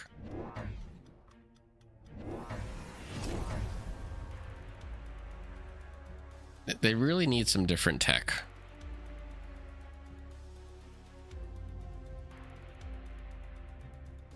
Yeah, like a better rate of fire. And like the charge shot, I don't know, man. What is that? it increases it by 300%. So that's like 4 times the amount of damage. But it also increases the attack interval, so it basically turns them into a marksman. So like, why would you buy? Like, why? Like, why would you buy arc lights to pivot into a marksman and then not have the marksman tech for like the same type of damage? I mean, for the forts? I don't know. I really don't know. I think them staying at range and allowing some of the chaff to get eaten up by these Vulcans might be a little bit better. Because I do think that the fortresses are putting in a lot of work, and all the chaff is clearing out the other chaff. So leaving the fortresses alive, I think, is fine. The question is, are these arc lights going to be able to do anything? Because at this point, since the arc lights have the charge shot, they lose their strength, which is the ability to take out the chaff. But with the chaff being in front, their charge shot is basically being wasted because they're only attacking the weaker units. Do I think either of these is better between launcher overload and range enhancement? I think they both would have been good. Probably splitting hairs, honestly. They both provide good utility. It's just a matter of which utility you want to work with.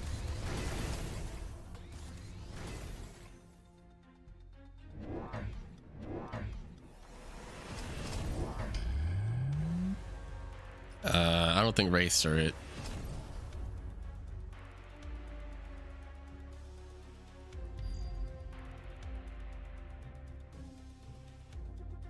Yeah, I can't say I agree with that. More melting points would have been better. Take out the shields. Give the Vulcans access to the chaff that's behind the shield. Take out the chaff. Let the melting points take out the fortresses. That's where my brain goes.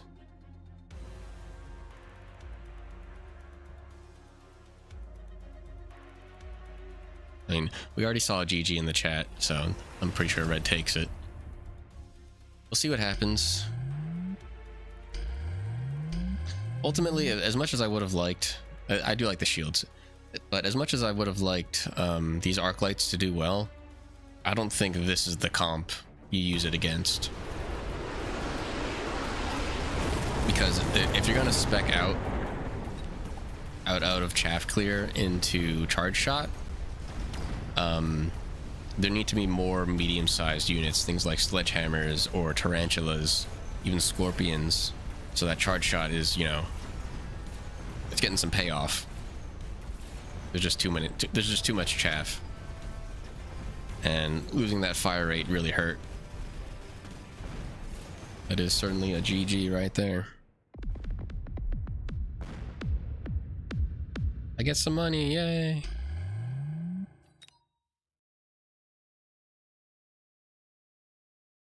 Insight, I mean. Someday, if I ever play the game, I feel like I'm not bad at this game. So yeah, sure, I'll watch Rooster. Look, I think the last three like actual matches I've played, I've won. Granted, my combat power is like I still don't even have any MMR because I'm like, I quite literally have heart attacks as I play the game. Like my heart rate skyrockets as I'm playing. I'm so afraid of making the wrong decision and like waiting to see if I've done goofed or not is like the most stressful thing. So that I don't know if I'm ever gonna reach if I'm ever gonna get all my tech points just because all I'm doing is spectating. But it's so fun. I really do enjoy doing this. All right, there's a fun flank going on over here. It's very fascinating. Ah, a marksman after my own heart. Quick reload. I'm a fan. If they can take out this corner quickly, honestly, they've got 900 bucks. Just put a missile here, bro. Or even 2 missiles. I do really like the way the marksmen are set up. In fact, I like it so much, I'm just gonna throw a bet over here. Now let's actually take a look at red to see what we're up against. Oh, Phoenix. This was just buffed. The cost of it went down by 50 credits or so, or 100 credits or so.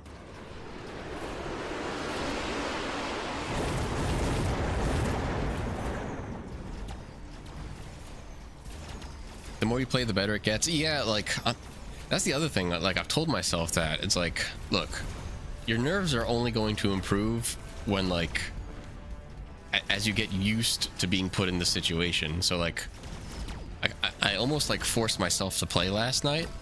And, like, I had a really satisfying victory. But, like, afterwards, I was still like, oh, God.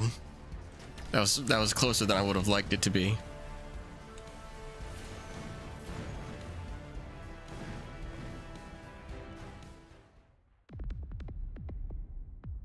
All right, I was clearly too committed to these marksmen, and now Rooster's gonna probably get like 50,000 bets.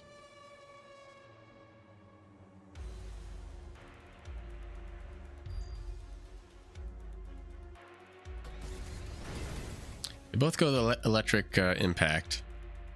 I would imagine that Rooster purchases a couple more Phoenix units. They need to keep them alive. Interesting. The Tarantulas get a big upgrade as well as some tech. Big upgrades on the Phoenix units to deal more damage. Then again, there's a lot of chaff here. I'm not sure how valuable those upgrades are yet. What's good against a lot of air units? Probably Mustang. I would imagine that Blue's gonna have to take some Mustangs. But both for the amount of targets they provide and the damage they'll end up doing to the Phoenix units. Stormcaller? Really? Give me my money back. Oh no, never mind. Rank 2 marksman. Okay, I feel a little bit better. They do have elite specialist. Oh wait, am I crazy? Was this not just purchased? Oh my god, I am crazy. Okay, marksman's fine. I'm okay with marksman. Ford is counter to Phoenix, but it's maybe too late. Really? Well, why is that? Is it because the Phoenix units stay at range and get hit by the missiles very easily?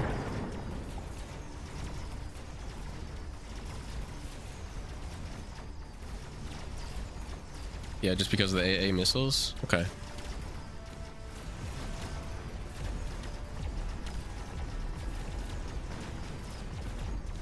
That seems so expensive, though. 400 per fort, and then 200 for the additional tech, or even more. It's so strong the Phoenixes don't have enough levels. Interesting. Okay. I mean, fortunately for Blue right now, the marksmen are getting the job done. How much does the fort anti-air cost again? It's 200. Yeah.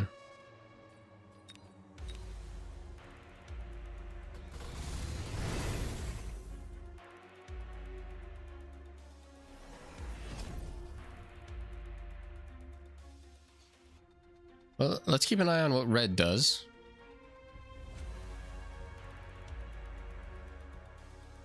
They've got some high-level arc lights that I haven't really paid attention. I haven't paid a whole lot of attention, so I don't know what the deal is. I am stunned and amazed that this was never lit on fire. What the heck happened? Or are these fire badgers new? Maybe the fire badgers are new.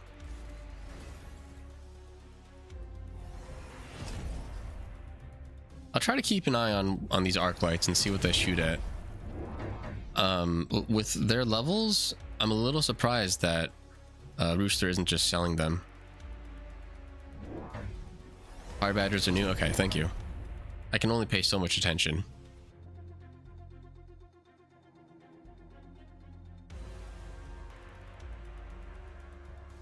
Wasps are a good decision. Yeah. Damn.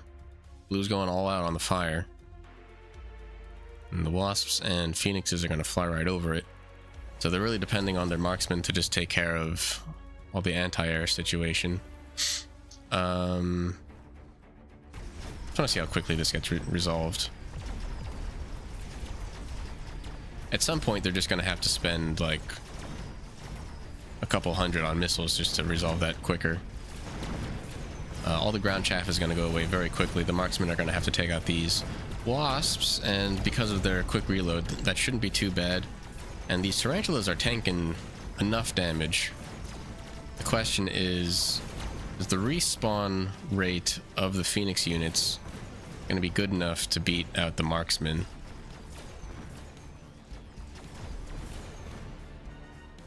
That's funny. It doesn't matter. The towers, they took out the towers.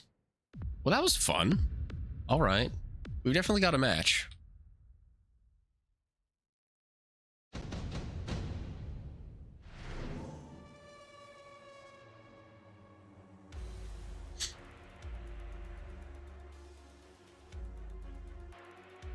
There's a skip and a teleportation speed upgrade. Rooster took the teleportation. I'm not sure where they're gonna put the flank. I would imagine they put it on this side to try and distract these units.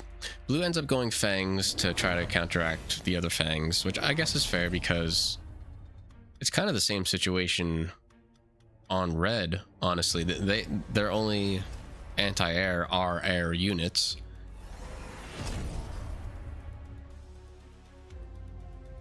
So I can't say I disagree with it. Quick spawn here. So what do we got? We got wasps, crawlers, and phoenixes over on this side. It's funny, they've already put a missile there. It's not going to be enough to stop them. It'll probably distract these few units here, right?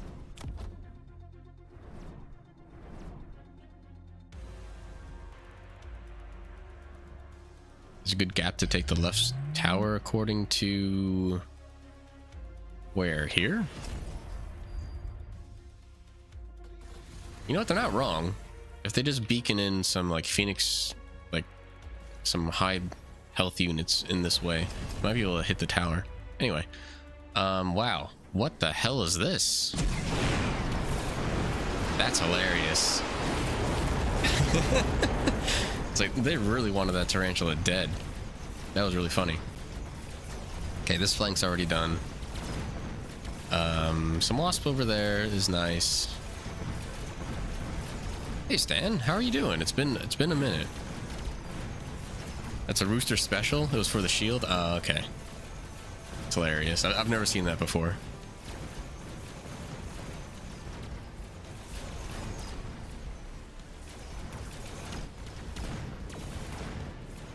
Yeah, that is a new strat to me.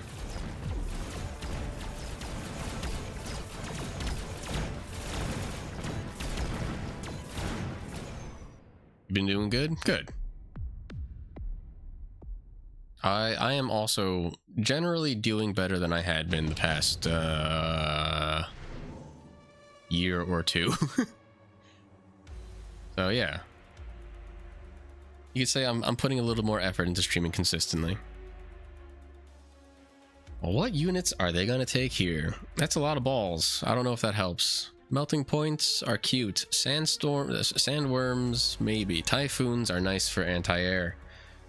And they also give shields. I wouldn't be surprised if both players went Typhoon. Rank 3 Typhoon. Oh, melting points, huh? Started with college this week? Is this your first year? We've known each other long enough where I don't know how old you actually are anymore, so it is good for you. Congrats. Damn.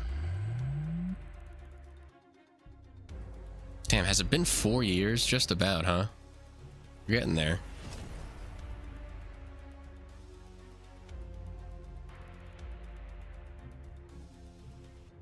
Feel so old. Anyway, melting points are in an interesting position. You're about to retire already? Damn, good for you. Someday. I'll retire when I'm dead.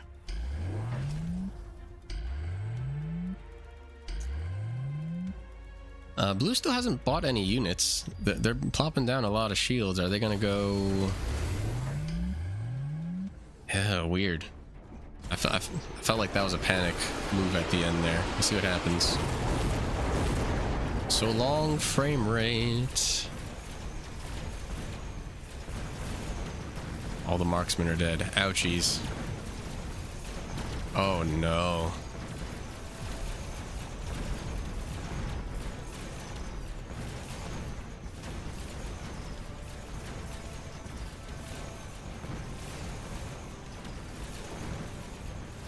Is that game? It'll be awfully close. There are a lot of Phoenix out there. 2, 4, 6, 8, 10. Yeah, I think that's enough. Oh! I can't count. All right, one last chance. I really don't know. Yeah, I'm not a fan of these melting points. Like, I don't know what the play was against.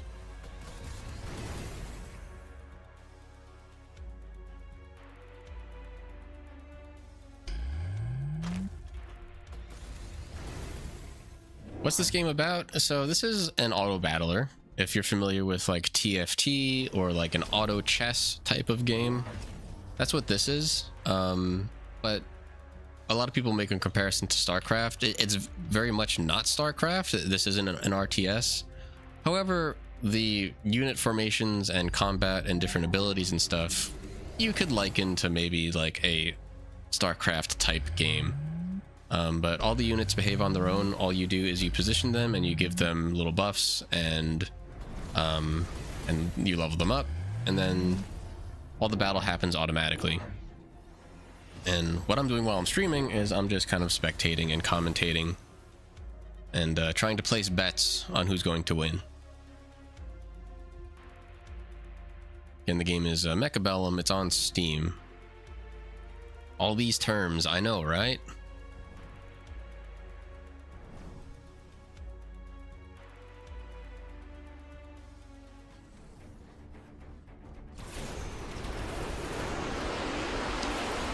Well, let's just zoom out and watch the carnage, I guess. What a mess.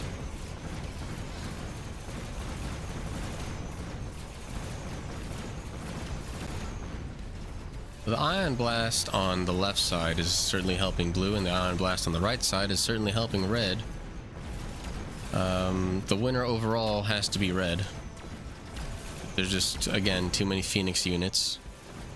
I'm really happy that that tech got a buff because I was not seeing it ever, and it was just far too expensive previously. You haven't played Fall Guys since Map Creator came out? Yep, that was the last stream of Fall Guys I did.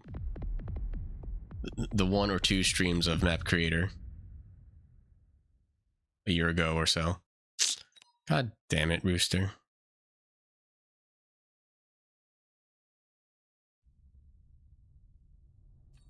My insight. Oh no. Okay, so where are we at? I like Rice. I like how Rice plays.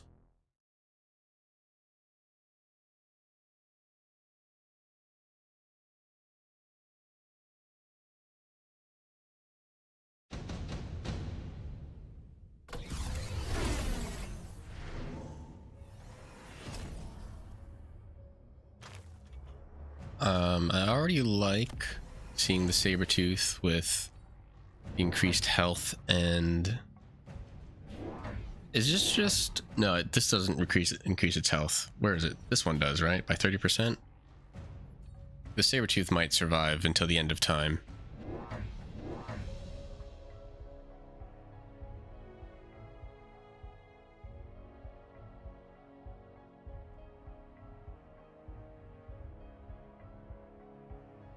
I would really like to see rhinos get more play. I think the default setup with ranged units usually doesn't allow for a lot of rhino play, but I don't know, like I don't know if I just have a soft spot for units that don't get a lot of play, but like I really like arc lights, I really like rhinos, and I really like hackers. Those are probably my 3 favorite units in the game, and they don't come out very often. Rice is a good name. There are so many good names who play Mechabellum. Like, there are so many pun names along with pun avatars. It's pretty funny. Personal favorite has to be CrossFit.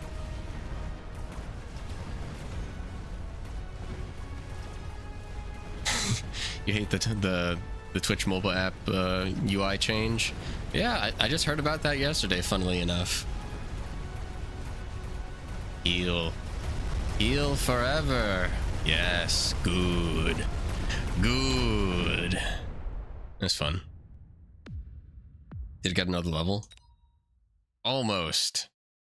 Yeah, they're going for TikTok for sure. All right, what are we going to see that tries to take out these Sabretooths?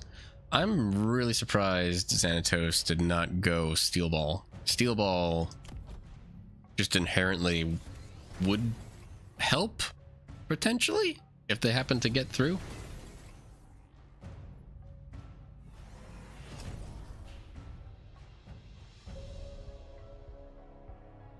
Waiting to see the strat. Because as much as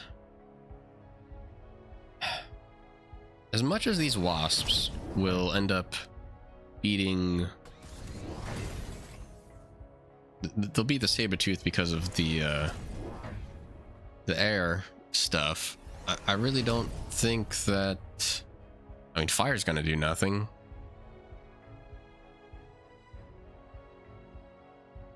Keeps asking you to celebrate your 20-month anniversary. Yeah, that's nice.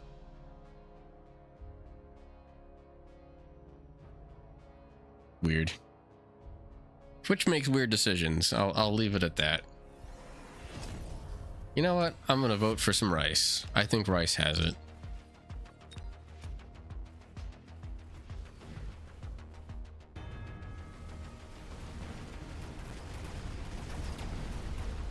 I think their overall composition is protecting the sledgehammers just enough for them to be a nuisance for most of the game.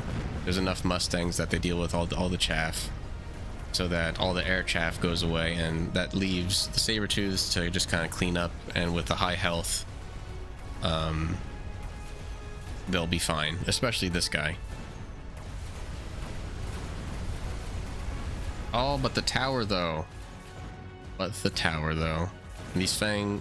Are those Fangs? What are they? Oh, those are Stormcallers. That's funny.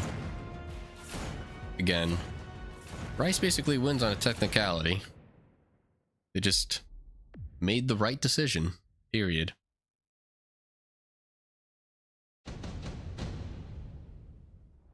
So... it wouldn't surprise me if Rice went Missile Interception. I think that would be fair.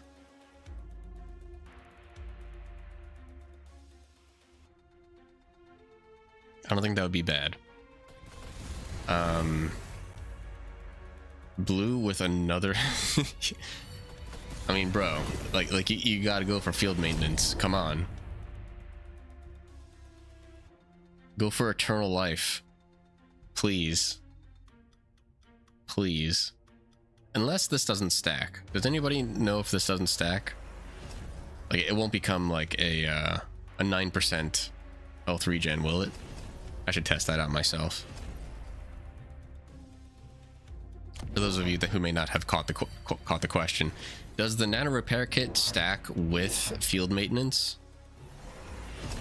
Meaning 4.5 regen plus 4.5 regen. It should, right? I'm not aware of a lot of situations where things don't interact with each other. I know missile interception is not affected by like ranks, and this fire always deals as much fire damage as it does on the ground. That doesn't change. It should stack. I hope so. Rice has purchased many Sabertooths. Maybe they're waiting to decide whether to go missile interception or field maintenance. Oh, this poor guy's getting targeted. Unfortunate. A little more chaff early on would help out. These Mustangs are putting in work, though. Oh, did the Mustangs get missile interception? They did. Okay, yeah. I don't see red recovering from this.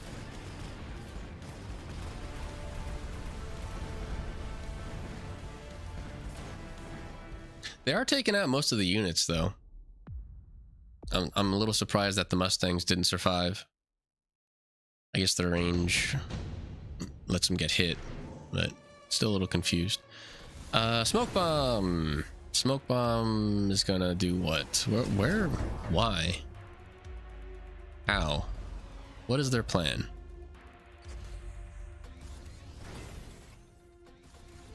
Does that only decrease range? It does. Okay. Interesting. Why not? Busts are normally additive? Yeah. I don't know. I feel like... I don't know. The, I could understand that developers could go either way with it. With stacking the healing.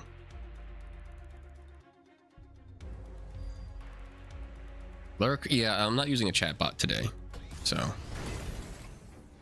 no commands. Oh my god.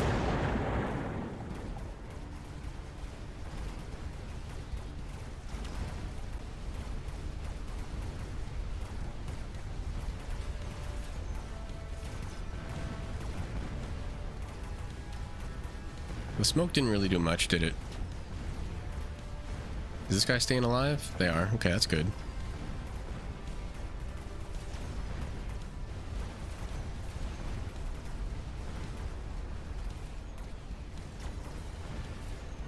Good move on the beacon with the wasps.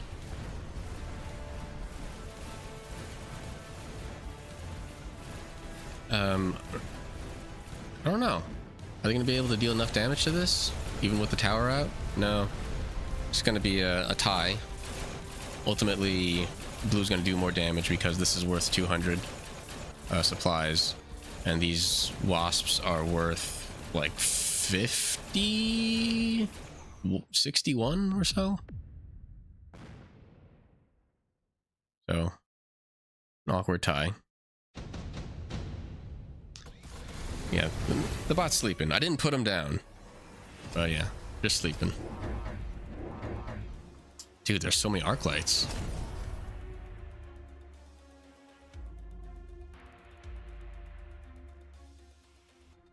Elite, they have elite specialist, right? I would imagine. No, they don't, but they're just buying elite arc lights. I don't disagree. What's their other tech? Air specialization? Yeah.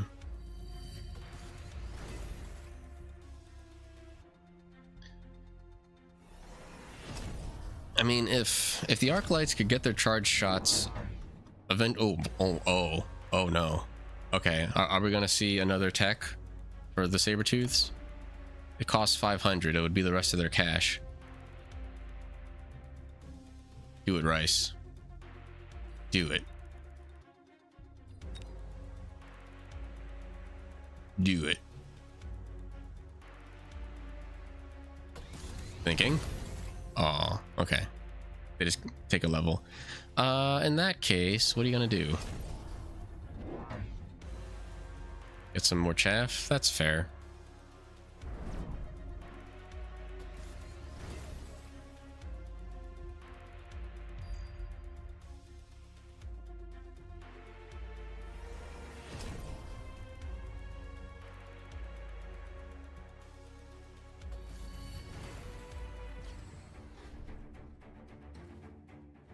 You know, I would have leveled up these wasps and done the beacon on them. Oh, never mind. These are already leveled up. I'm crazy. I don't know what I'm talking about. Anyway, what do we got? We got... I mean, I'm happy to see that many arc lights shooting. It looks pretty cool. Funnily enough, I think blue would benefit from some storm callers. Most of red's line back here aren't moving, and blue has a lot of sustained health up in the front, so what they need is some what's it called, some backline damage, because they don't have a back line.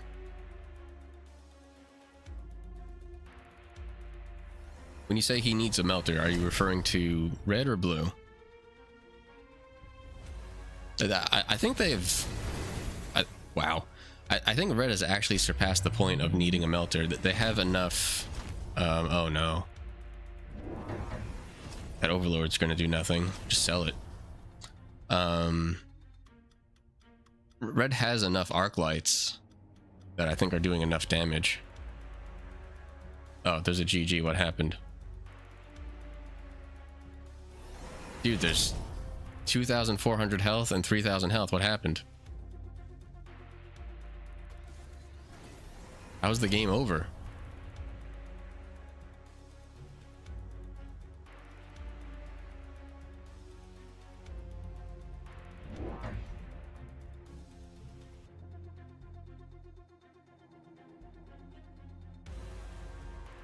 Yeah, like how much... I wish I could see like the highest rank arc light. Arc light number 6 is dealing 11,000 damage per shot pretty much every second.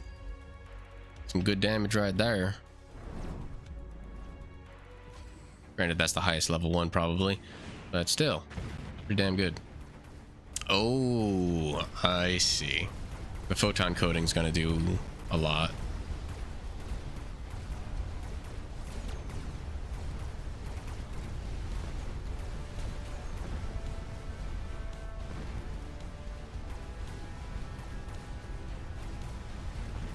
But it's not enough. It looks like blue's gonna take it. So what did I miss? Did they just buy and upgrade all their Mustangs? I think that was ultimately what cost them. Yeah. Damn, that's a lot of damage.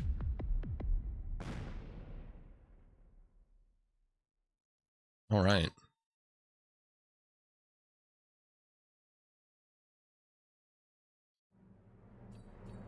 Nobody bet. That's fine.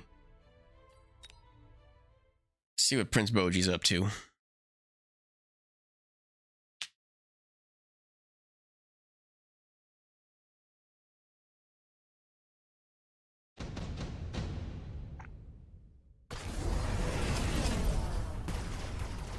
Oh boy. More overlords.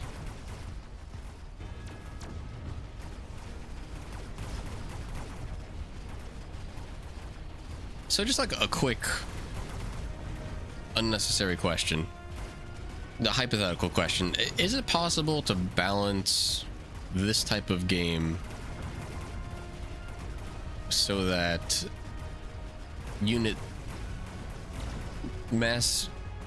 unit spam is avoidable.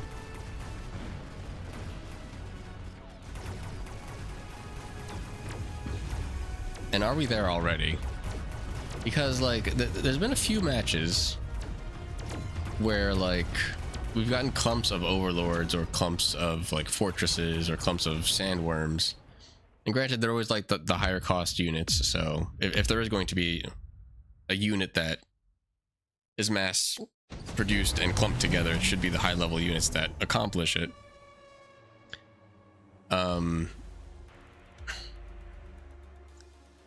The question is like, can you counterpick those clumped up units well enough to just beat them? I mean, you probably can't balance it out of the game, but I don't think it is like 100% win strategy.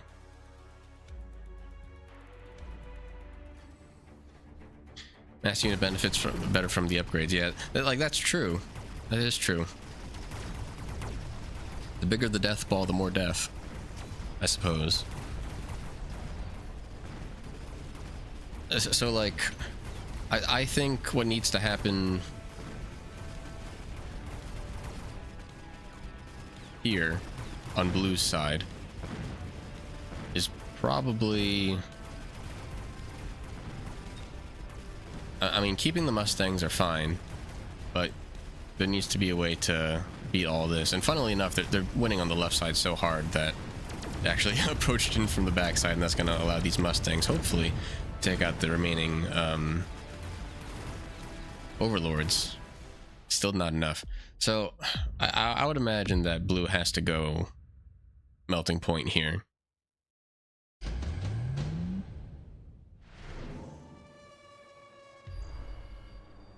The faster these shields go away, the better, and then the faster these overlords go away, the better. But again, the weirdness I've sensed from most of the players is that melting points don't come out very often. Yeah, for whatever reason, I think a lot of people are of the belief that a lot of smaller units can get the job done, that a melting point can do.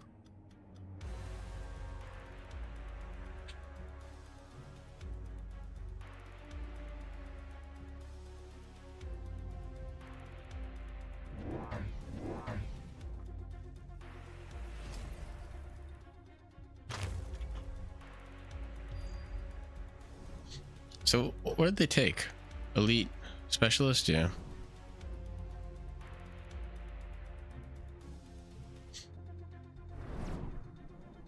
Yeah, a little bit of salt from Blue because I don't know. I actually don't know why they're salty. I guess the econ of Elite just didn't work out.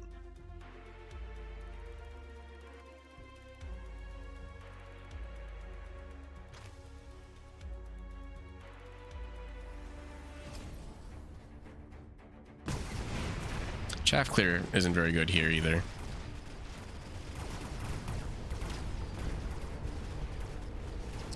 I don't know. So like on this particular match and the way both of these sides are composed, I would say that Blue spent a little too much time.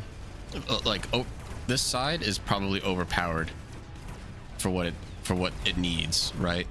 It would be good if some of the supplies that were spent here were instead spent on this side, so that they could more convincingly take out these overlords and all these typhoons.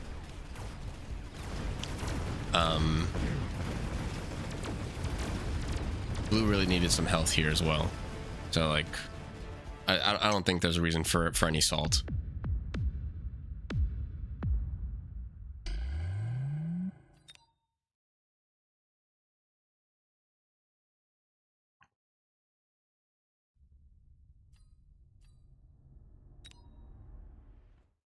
This is a little bit more complicated.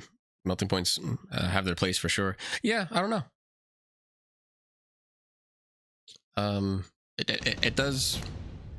When I see like high health units be them like medium cost to high cost, I'm just surprised I don't see just like 2 melting points, one on each side for each tower, just come out, because like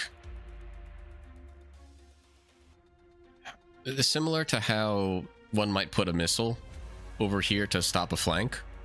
Melting points like in the back line, just one of them will stop a like high health unit from steamrolling into your tower. It's a really effective preventative measure.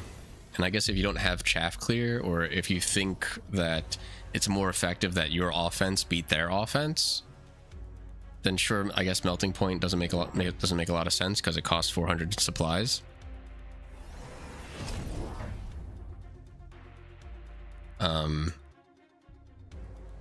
Yeah, like I haven't played enough or watched enough to understand why melting point isn't played as often as it is, or as it could be, is what I'm saying.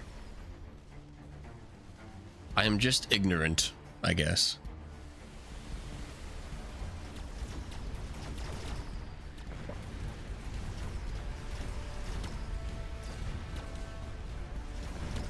That is a lot of Stormcallers. I wouldn't be surprised if we see some missile interception at some point. It's round 5. At some point, the Stormcallers are gonna get either electric or fire. And right now, blue seems to be winning.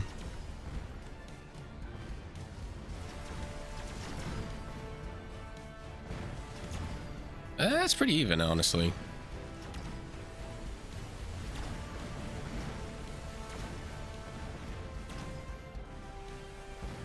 I think there are like 5 units of Stormcallers on red and just 4 on blue.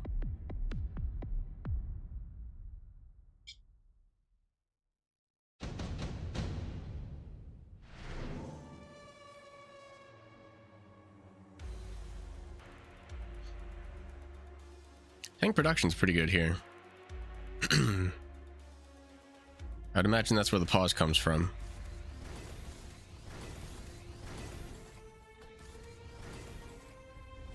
There's the electric Stormcallers.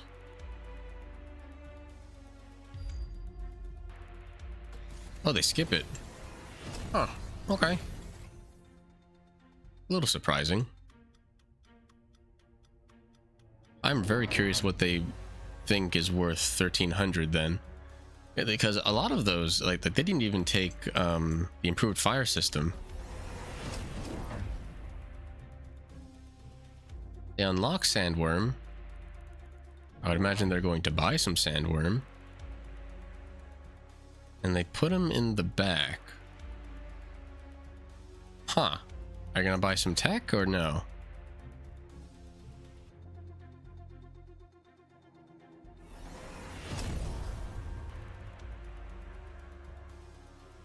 And they buy the replicate tech. Okay.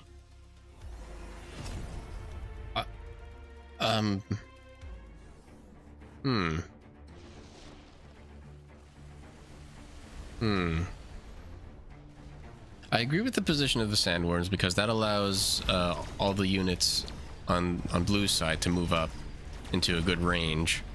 It's also going to allow the Sandworms to kind of operate untargeted for a good portion of their lifetime. It's just red's backline is going to get eaten up in the meantime, which might be okay. I don't know.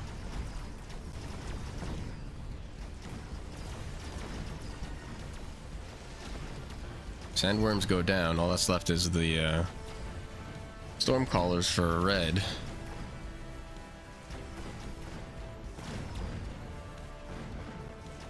Blue's gonna take it.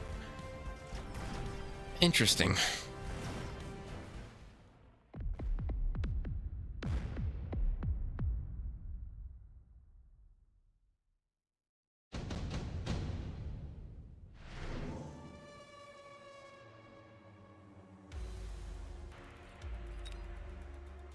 Take the Rhino. They move it, so they might hold on to him. And blue takes two rank 3 Mustangs, which is It's a lot of damage and a lot of chaff clear as well. There's no chaff here. And they're just going for more worms. I'm seeing a GG in the chat. Is it really over though? If all 4 worms survive, that's what, 1600? I guess there's a chance.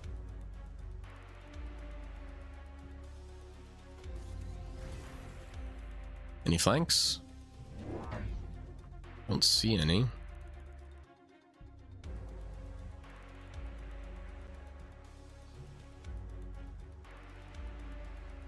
The electric stormcallers are really going to screw up these sledgehammers. They have 2 techs on them, and there's no way to stop that.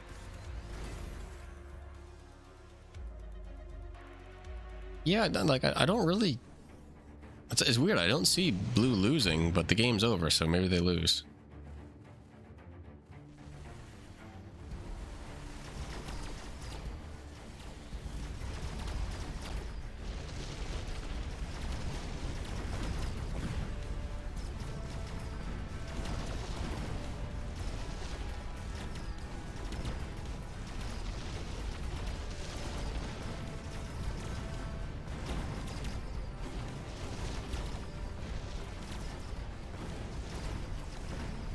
There goes one worm.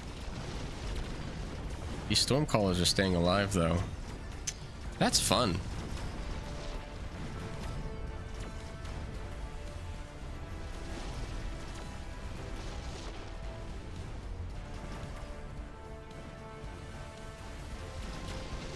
That's a fun strategy.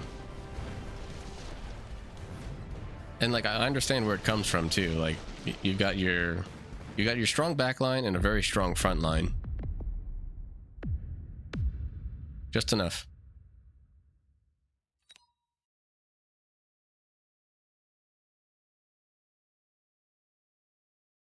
Right.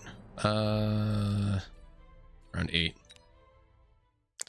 Let's watch a battle develop instead of hopping into these late round battles. See if we can get some early predictions. Alright, round 3. Supply for both sides. An elite specialist for blue. Giant specialist for red. We got Vulcans. Which are not good against this composition. I'm just going to go ahead and vote for blue.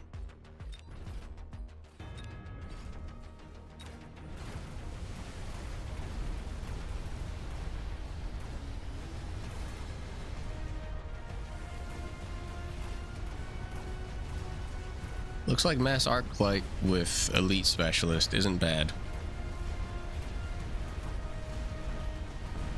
I think the buffs they got allow Arclights to take down medium-sized units a little bit easier now, especially with the range upgrade.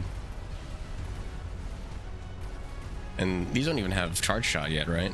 Yeah, not yet. I could see it happening in the future, though.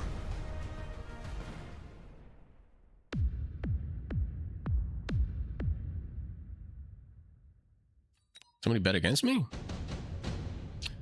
How dare you? Traitor. Just kidding. We'll see what happens. So we got red taken Farseer and then blue taken Farseer as well. The blue Farseer is a little bit more beneficial because they'll be able to hit these Vulcans. I think red's gonna need to put down some chaff of their own. And by chaff I mean like sledgehammers. They're gonna need some high health frontline units. I think Fortress gets countered too hard.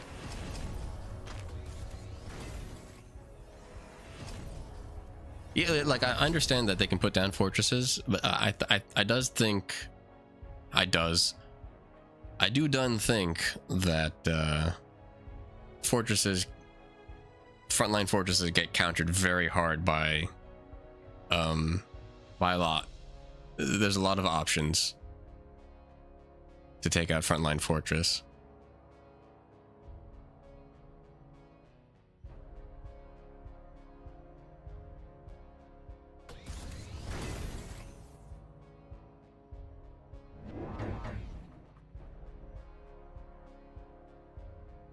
Did I miss what they purchased? They purchased more Stormcallers. Interesting. Which you know what? I don't think is a bad play. Being able to deal more damage at a distance. The Acolytes are pretty much staying in place, so once the chaff is dealt with, which this Vulcan will do, the Stormcallers can deal their damage.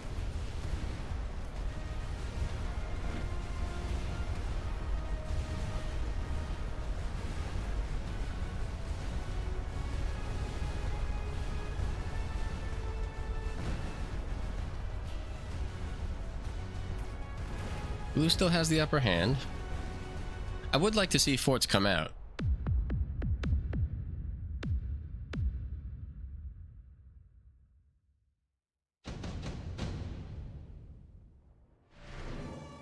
Because I am curious what happens. It's just like my initial thought is that they don't work. Just because they would have to be on the front line.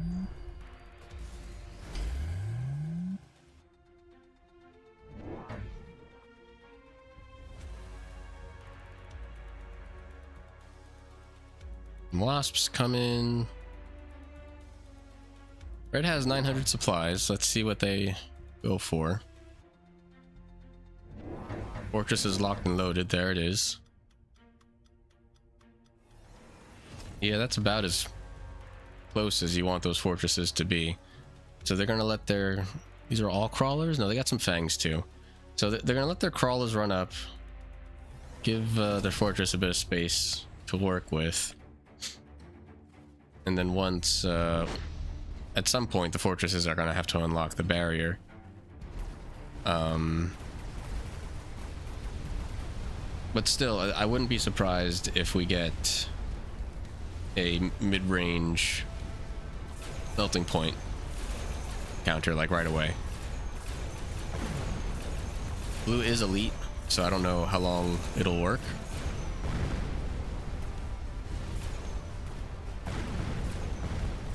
I don't know if they can sustain that type of economy.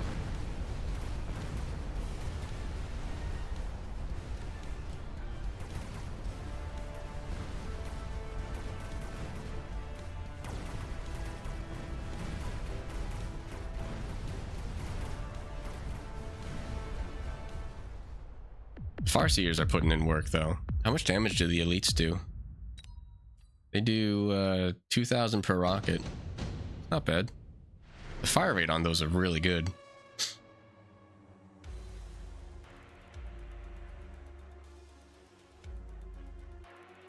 You know, like a free sandworm isn't bad. For red. Yeah. They really need frontline health.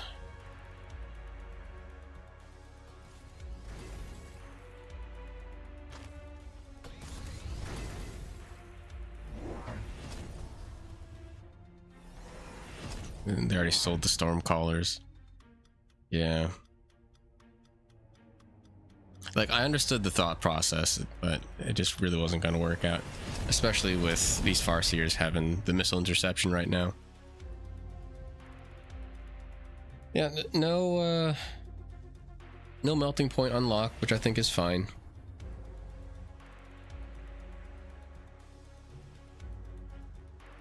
Red's got to be thinking whether or not to buy an additional worm or not.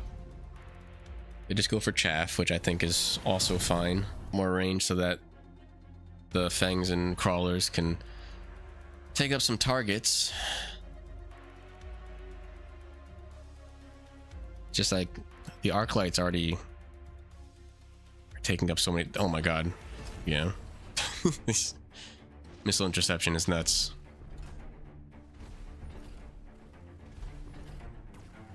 Let's see what we get.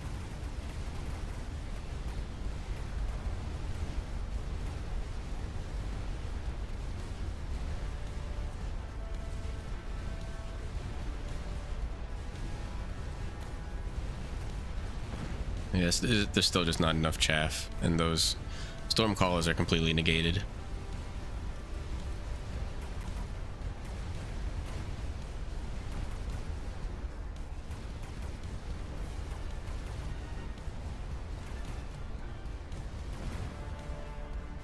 The worm helped a lot on this side.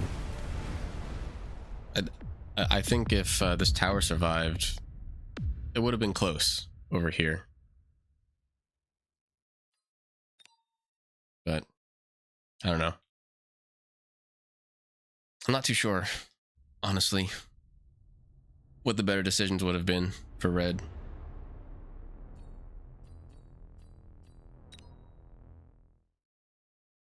Let's see what Ensako is up to.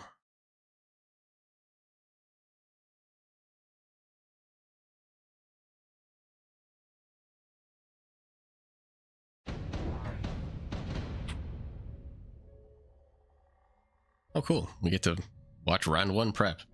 So we got steel balls against fangs for blue, and then for red we got mustangs, crawlers, and fangs. I don't know what it is. I think I have like a weird personal vendetta against having fangs and crawlers on the same composition. I don't know why I feel that way, but almost always I'm going to stick with either fangs or crawlers.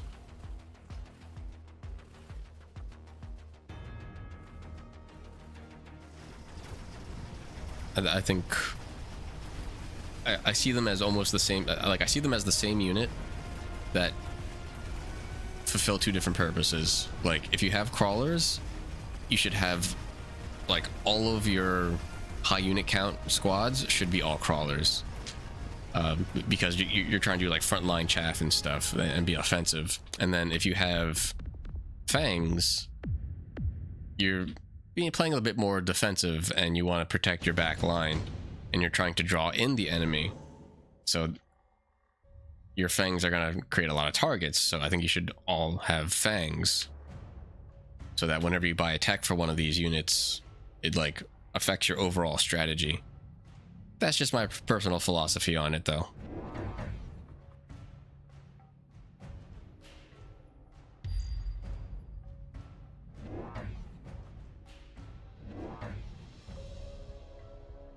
I think Stormcallers are a good idea. I don't know if the Phoenix units... Oh, camera, come on now. I don't know if the Phoenix units outlast the fangs here. I think the steel balls are going to be an issue. The fangs stay alive. And then with the Stormcallers, they probably end up taking out most of the chaff, including mustangs. I'll be honest, I'm comfortable with going for an early blue vote as well. Maybe it'll entice the red vote.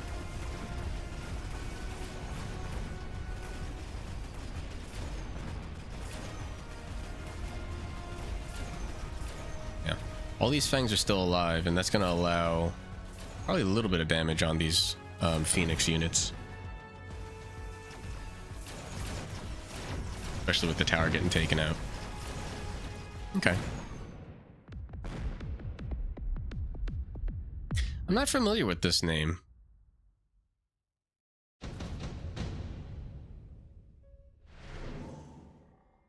Alright, we got 2 marksmen, 3 rhino, 1 wasp, 1 sledgehammer. Wasp is taken by red. Marksman by blue. Makes sense in case the red commits to the in case red commits to the Phoenix units. This guy's from that what's that anime army game? Ah, geez, I was watching White Prince play it before. God damn it.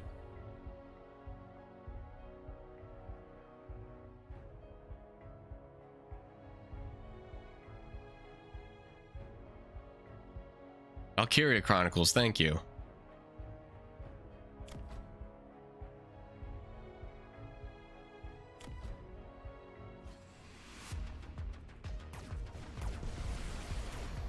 I'm curious how this goes.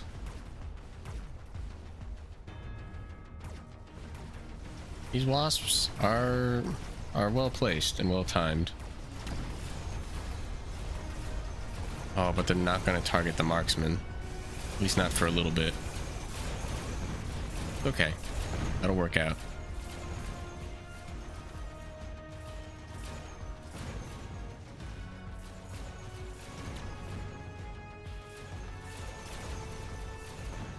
I don't know if that'll cost them dearly. They still have some fangs and marksmen available. Does blue.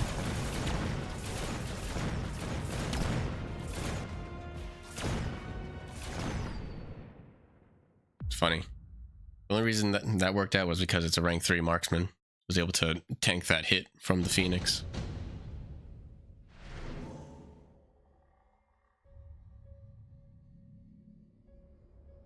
Blue goes nano repair. What the hell are they gonna buy? What is their plan? Elite Tarantula wouldn't be too bad for red. I don't know if they have the cash for it though. What do they do? Just skip? No, they got the photon coating. And they go Stormcaller. I don't know. Can't say I agree with that. I don't know what... So... What Stormcaller does is... Well, it's going to lay down fire, so I guess that's nice. But what Stormcaller does is it does kind of like screw up a lot of these slow-moving units. Mustang purchased, though.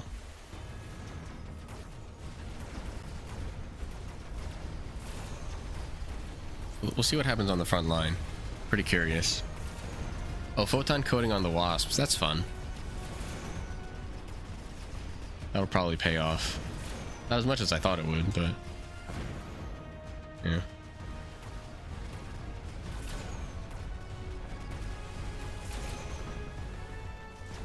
It looks like red has turned the tables on this round.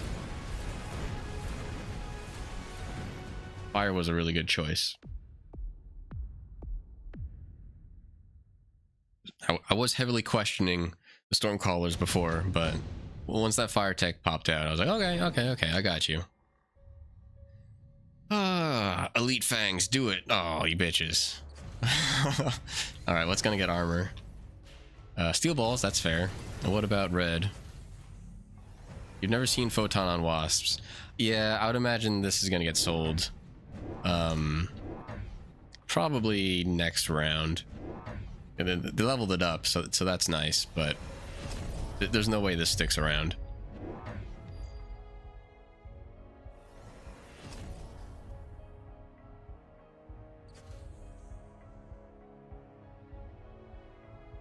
Red protecting its flanks. I don't know how I feel about frontline Overlord.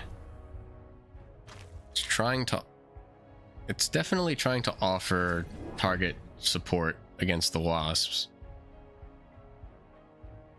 Where's our marksman here? This one move or get sold? I could have sworn there was one on this side.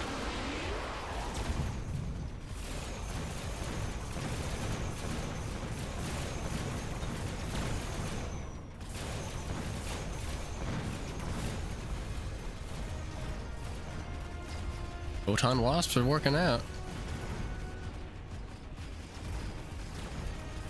And the Overlord's attracting a lot of attention, so that's going to let these wasps get to work. Oh no.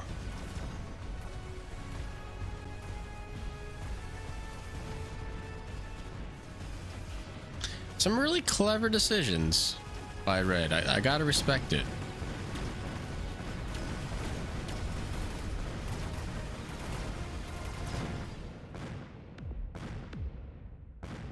Blue still takes the round, but overall, clever decisions by red.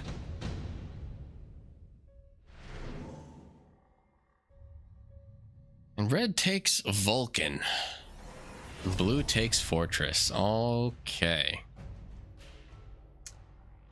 I gotta say, I love unit variety. Fortress is probably gonna get anti-air missiles. It's the only reason red has any standing in this match at all right now. They have a pretty heavy commitment to air units.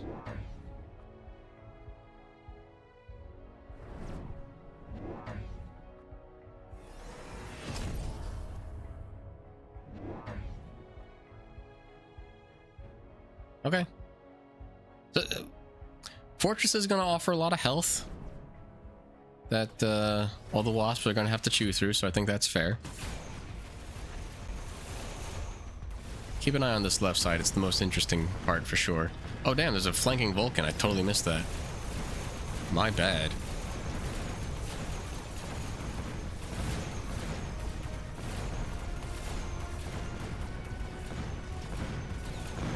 Mustangs are doing really well. It's pretty funny that that steel ball came over and just like messed up that Vulcan. Tower on the right side for red is done. That's gonna do a lot of damage. Oof. They might not even need another round. Getting there.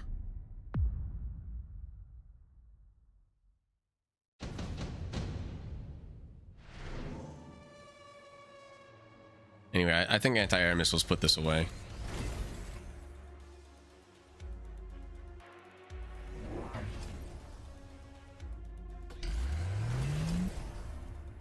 Okay, barrier's fine too. I mean, like, this is probably the easiest decision Sako's ever made in their life. like really? Like, what do you expect to happen here? Okay.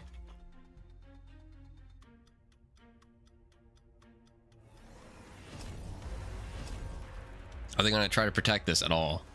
Like, some fangs or crawlers, anything? No? No, they're out of money. Okay.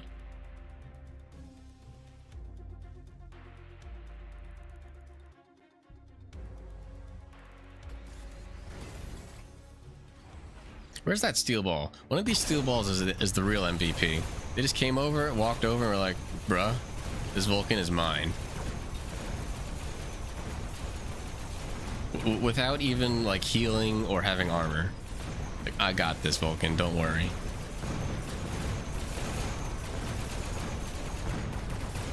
Alright, well. Yeah. Really just more of the same.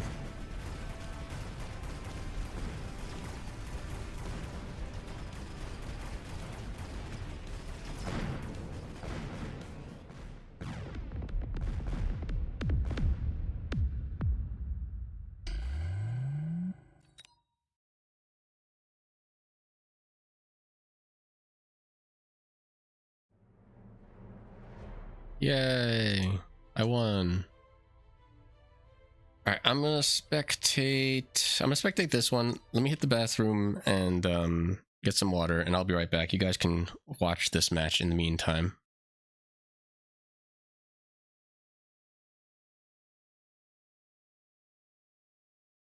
Any day now. There we go. Okay. Be a nice big wide angle view there. That should be enough info, right? Some corners you can't see, but just deal with it. All right, I'll be right back.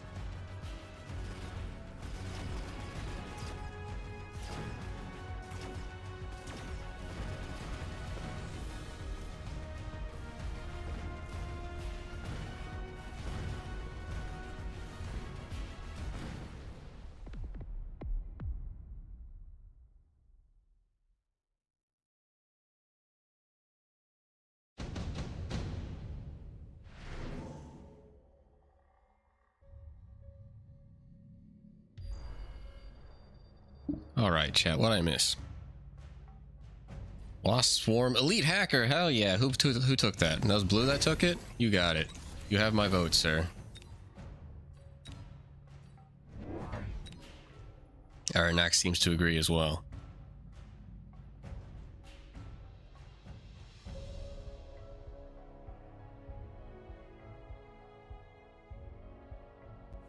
They're not gonna buy Hacker though? Come on. Do it. Do it. Oh. Yeah. All right. The suspense.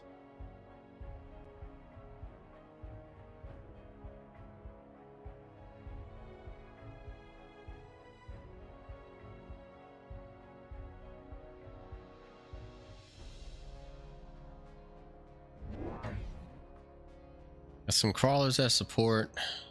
I'm a little concerned about the placement of this hacker and its range and its overall health and stability.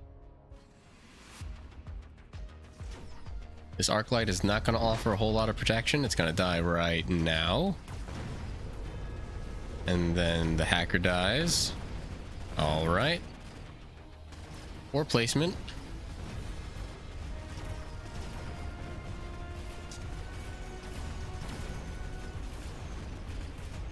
Not feeling too good anymore.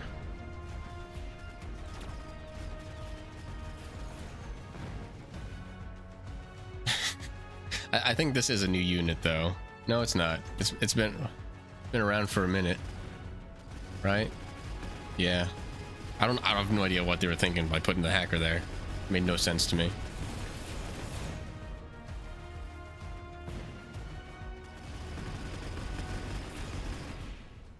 Yeah, Jeremiah is very good. They also play a lot of it inside as well. I mean, they do a lot of bets as well, so.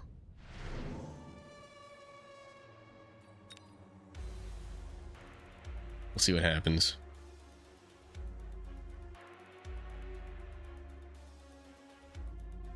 Yeah, there was a player earlier whose avatar was one of the characters from Valkyria Chronicles. At least that's what it looked like to me.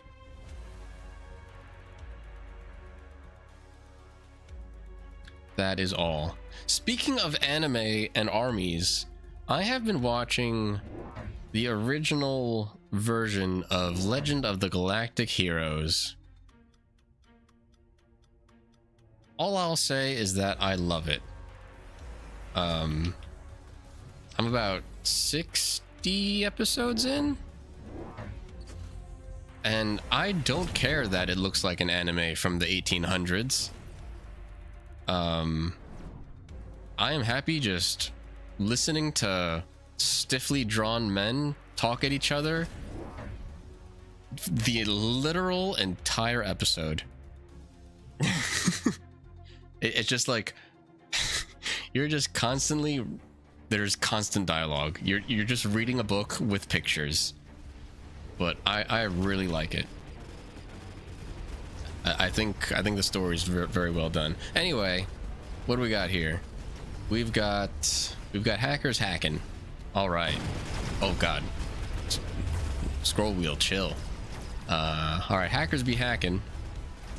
Only one hacker still. There wasn't a hard commitment to it, which is fine because it needed some support. Oh no, the poor head.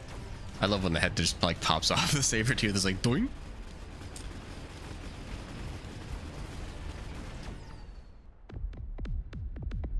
Never seen it? Yeah, there's anime. I think it's at like 115. Legends of the Galactic Heroes is the anime. I think the original running started in like the late 80s, early 90s.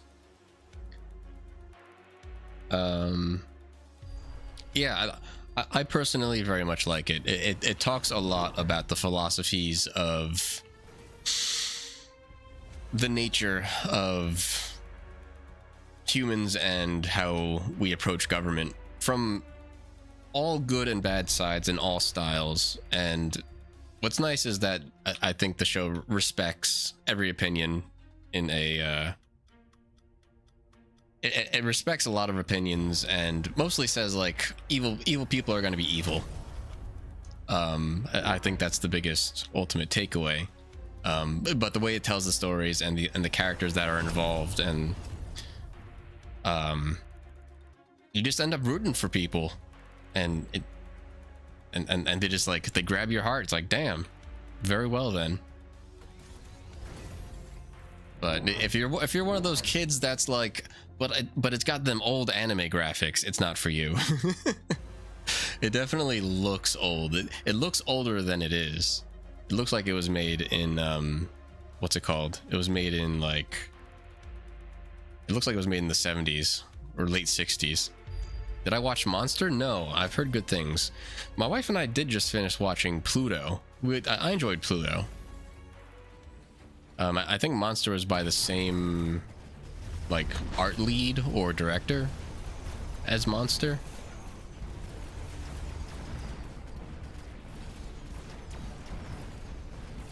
All right, how are these hackers hacking? These wasps are a little concerning, but the marksman's gonna take them out in time.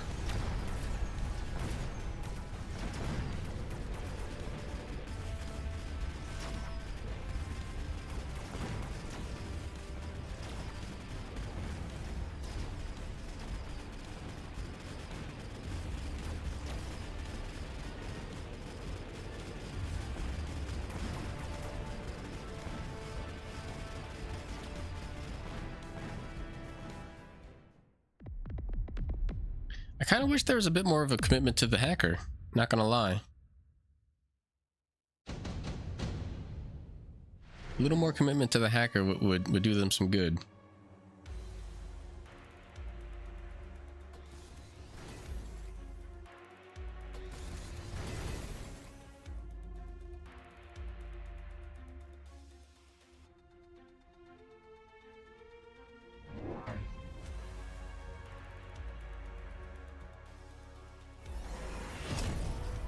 Okay, so like, what is Red thinking here?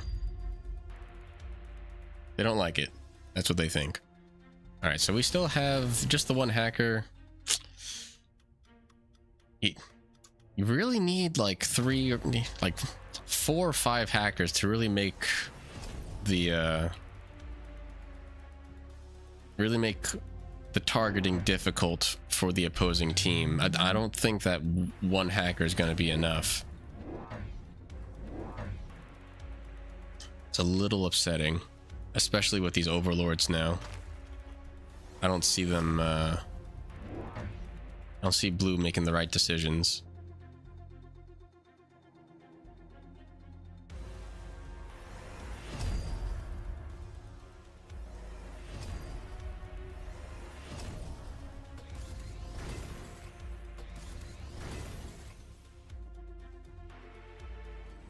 I'm curious why they're having the hacker get levels the way they are.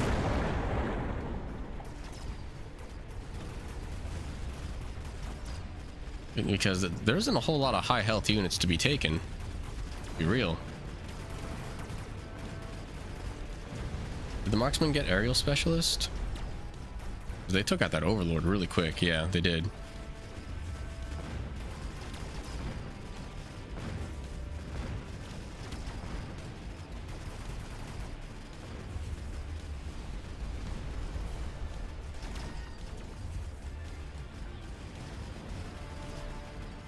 Well, who's gonna take a round? And they technically have the life lead. I'm surprised the marksmen are doing as well as they are.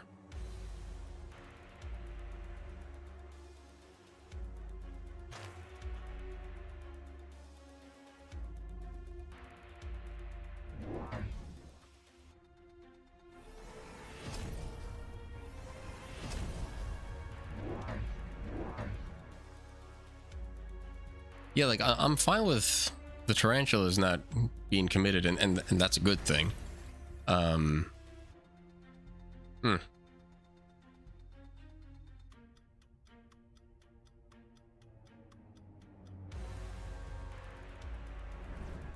I mean, he upgraded the hacker last round, which is still weird.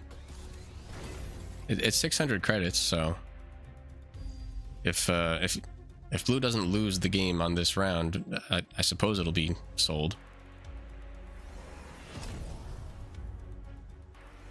Like, I don't know, it's just weird that you take Elite Hacker, you purchase one, you put this what's this called, amplifying core on it, and then you don't buy more hacker and commit to, like, I don't know, maybe I'm misunderstanding what the primary focus is of hacker, but from the way I've always seen hacker used effectively is you have a lot of them and you protect them very well, so that you end up basically creating chaff out of the opposing units, so that the opposing back line never reaches your hackers or your back line. And without this hacker to take over like a medium health unit or a high health unit, you're just kind of chilling and not really making much of anything. I think there's going to be a very damaging round, unless though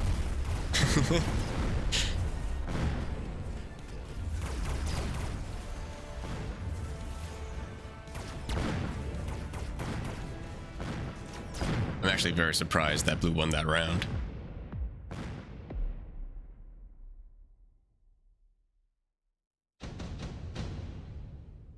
That was some crazy talk right there. Crazy talk has been activated.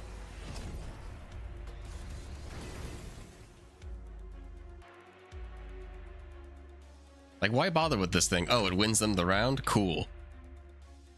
And now they sell it. At least I got that right.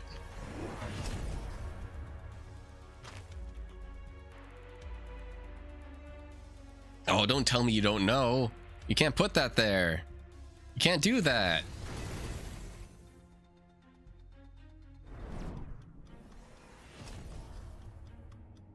I mean, this has to go on something.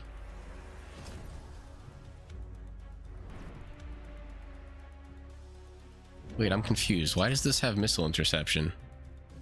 Oh no, that's not missile interception. That's just overload. My bad. They always look similar to me.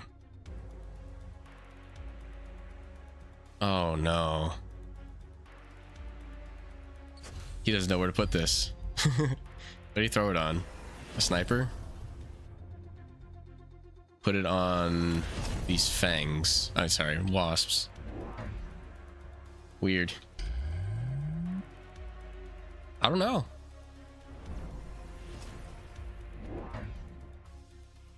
That rank 9 hacker might have like won them the game. Now we got this weird crap.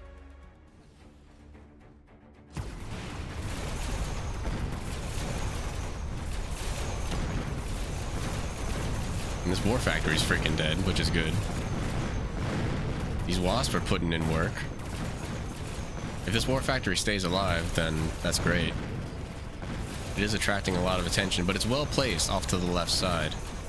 Since it's over here, it's not attracting too many targets. The wasps are protecting it well. Overlord's down. Tower's down on this side.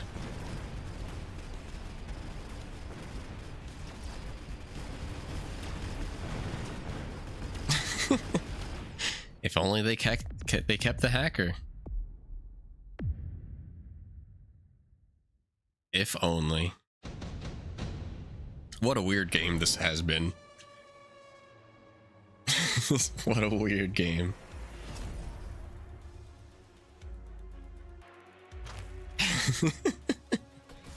I don't understand.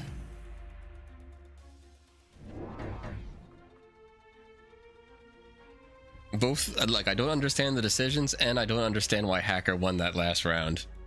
Before the last round. The last round.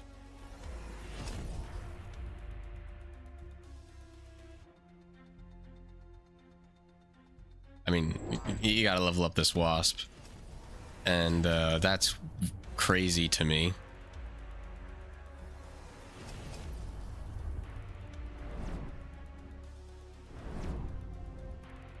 Yeah. Well, Jesus Christ.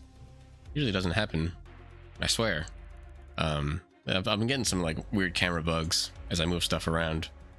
Does that ever happen to anybody else, where like you're moving the camera around and then it just like locks up and it reads your input like a million times, so you just end up on the other side of the world, or like zoomed into somebody's like eyeball?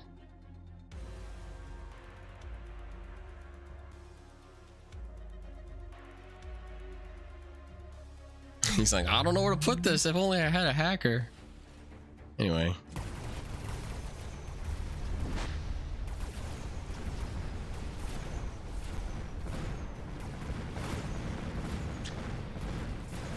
Ultimately, I think the Mustangs are going to be too strong on Red's team.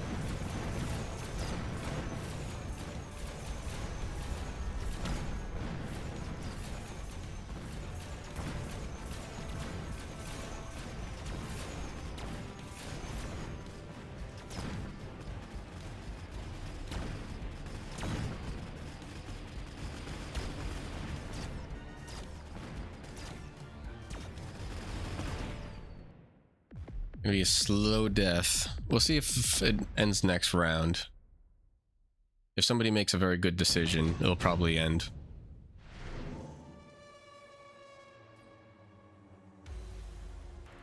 Melting points? Backline melting points? I don't know if that... I don't know.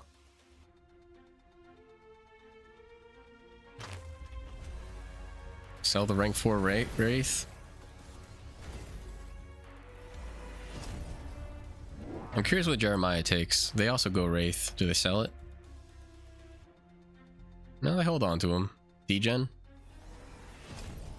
Yeah. I think that's fair. That'll probably win them the match.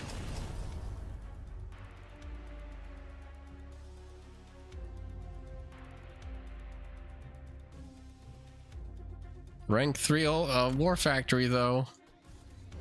Let's go. Am I still on Twitch? Yes, I am still on Twitch. In fact, I might possibly be streaming there at the same time.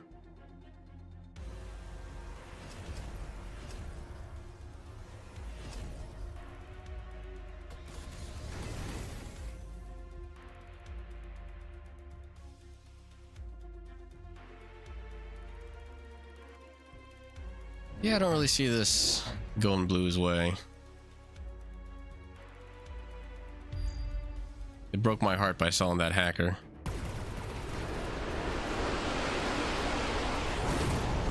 Armored War Factory is a sure win.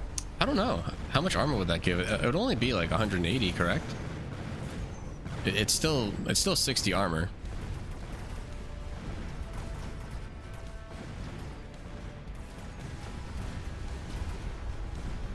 %50 more HP. Oh, yeah, maybe. I always forget about the HP bonus.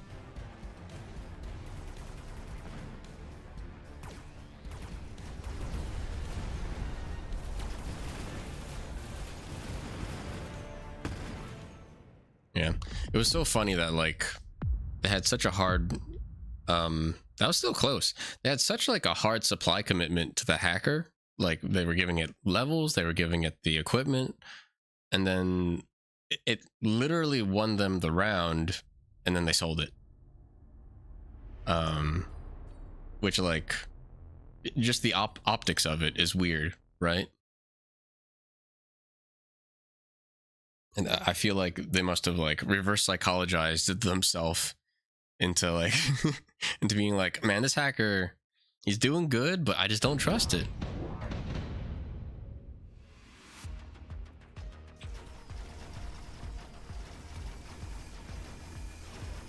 Those are some front-line balls right there. Holy moly. They're not going to stick around for long. We got Nsako on blue and Russian on red.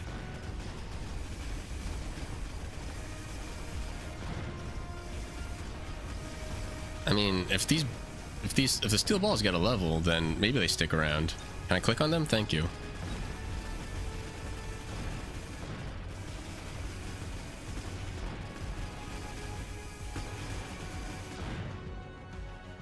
I'd imagine that they're gonna go away in a couple of rounds. They usually don't survive very long. What other units are we missing? Oh, it's like one crawler over here. 2.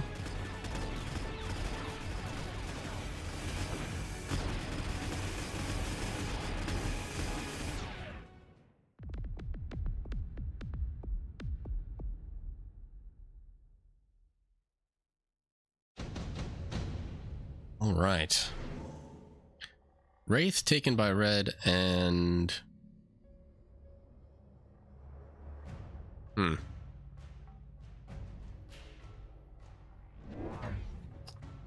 Ah. I would have been okay with Rhino here. Unfortunately, like, there is the Sabretooth that's sitting around. That came out just this round, though, because, yeah, came out in the second round. Like, I wouldn't have been upset putting a Rhino, like, right in the middle here, and still with these crawlers right in the center. I like this general setup. Wait, what is this picture? I know, right? There is no actual, you know, not safe stuff going on, but it is questionable.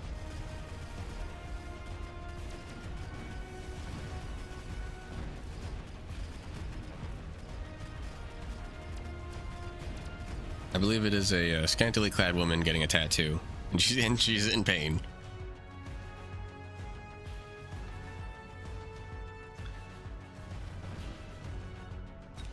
Interesting. I think that blue will win just because they have a Wraith, but other than that, red is kind of winning. Yeah, it is barely safe.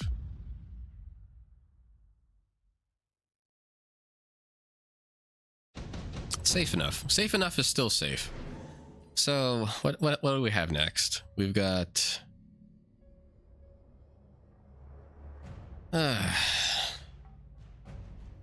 deployment module. All these suck. maybe shield airdrop. What do you know?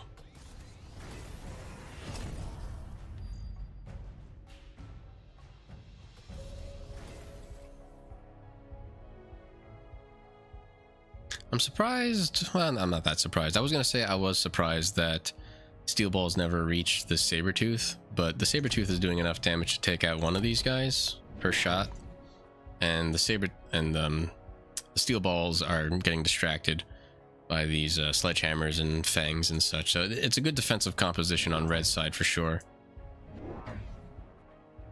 Still no flank. Got a flank back here and a minor corner flank here, just to give this Wraith a bit more protection. It did get leveled up, so that's nice. And we're gonna see some more sledgehammers, which I'm a fan of. I do like... Where'd they go? The hell?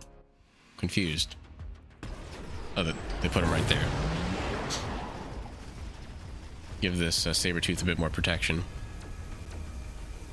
Are they gonna be able to take out this guy? Gonna be close. They do. The Wraith wins that. It's gonna take a little bit of effort to take out this Marksman. There's still a lot of sledgehammers alive here. Marksman's gonna do a lot of damage to the Wraith in the meantime. Mustangs are doing well against the sledgehammers. Crawlers are surviving and taking out the Marksman on the left side. They'll probably end up taking out... Did the tower get taken out? No, it seemed like the game just slowed down for a minute. But blue will take it. You know what? I'll go ahead and go and vote blue. Maybe someone would like to throw a vote on Refn and their extremely awkward avatar picture.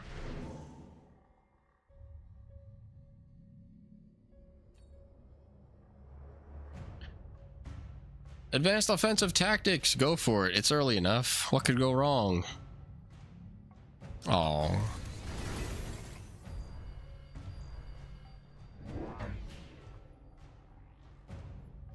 So that's a 30% increase for 350 supplies. Oh.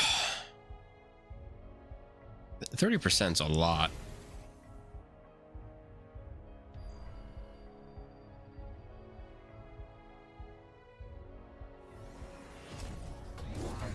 I'm gonna, like, next time I play, I'm gonna have to try to take those. Both the defensive option and the offensive option, because I just want to see how much they eat away your supplies. 30% is a really big bonus. And for it to be like to all units is pretty good.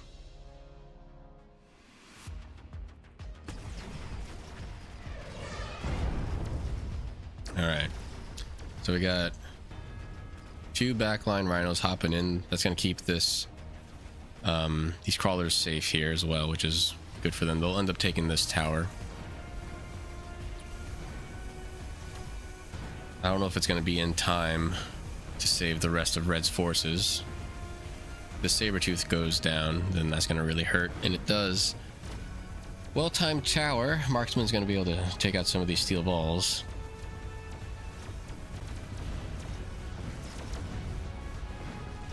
Even better timed tower for blue. Still not really any way to take out this Wraith.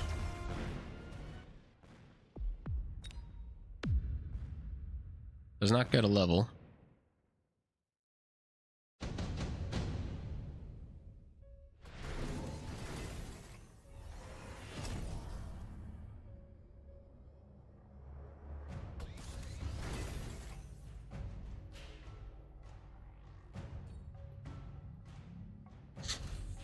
Really should be looking at the notifications and stuff.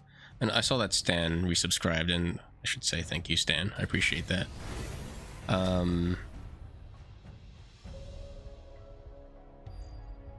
Aeronox, thank you for the follow as well. I know this happened 3 hours ago, but I wasn't looking at my notifications because I'm still figuring out this whole multi-stream garbage. Oh, what is this? Why? Why would you want this?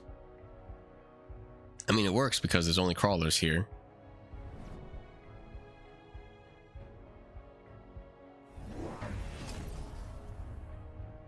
I just don't know if it works for another round. You know? I like the Scorpion play. That's gonna take a chunk out of the steel balls, that's for sure.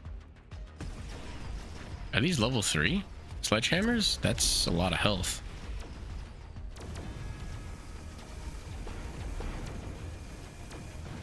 Alright, here comes the Wraith. Scorpions didn't do much at all, did they? If they were placed a little bit further back, that would have been better. Red's gonna need, I'm really not a fan of the position of Red's sledgehammers. I don't like the vertical formation for sledgehammers. If you do vertical formation, it's got to be closer as well. Like, it needs to be closer to the front line. That's going to be a lot of damage.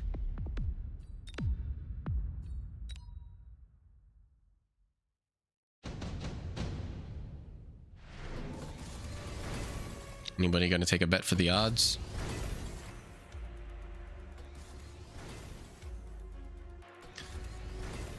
I think Red... I don't agree with Overlord. I think Red would have to take Fortress with Shield or Barrier or something, just to give these Scorpions 1 or 2 additional shots.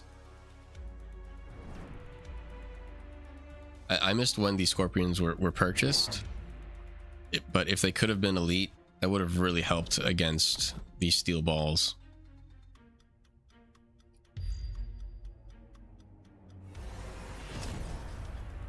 The difference in skill between players is too high. A vertical formation against balls is good. Yeah, you know what? You're right. When you're right, you're right.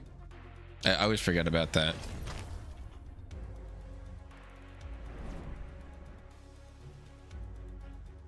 Yeah, it's a GG already.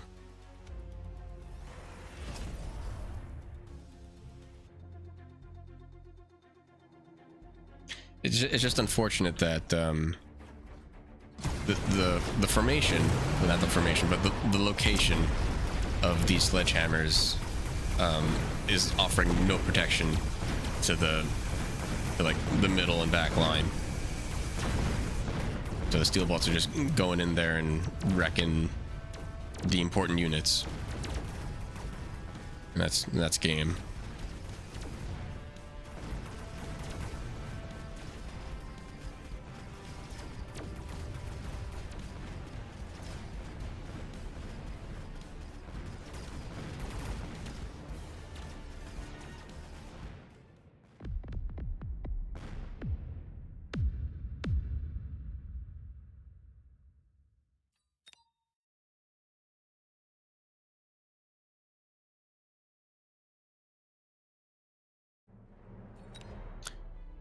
All right.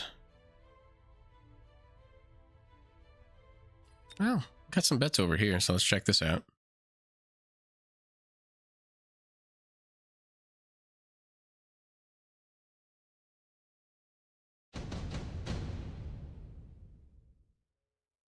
For anyone still watching the stream, how has the audio and video quality been? Has it been like good? Could be better? It's the worst thing you've seen? It's immaculate? Perfection? Just curious. Average? The most disappointing answer. It's mediocre.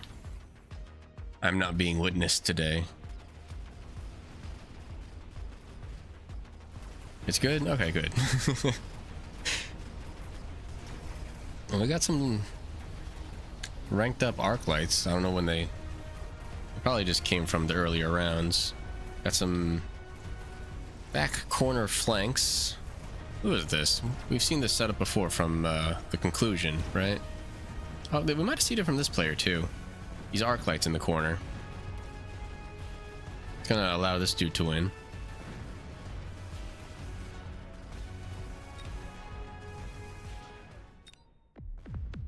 Interesting.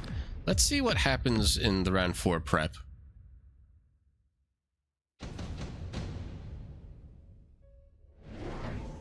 I think it's important to see before we make a bet. East module on the leveled up Mustangs is pretty good. They're going to need some protection. Vulcan just a little bit closer, I would prefer. I think that's a little too far out. These Mustangs have a chance of, with their now 21 meters a second, I think there's a chance that these Mustangs are going to run up in front of the Vulcan and end up dying. And with this high-level arc light, that's going to be a bit of an issue as well. Bruh. Level 3 arc light in the corner? That's what elite specialist gets you. You know what? I'm going to vote blue. It just looks right.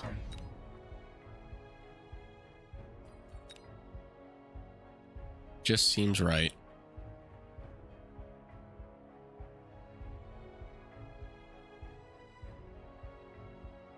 The flanks on the back. I'll try to keep an eye on the flanks a little bit more. I do tend to focus on the front line.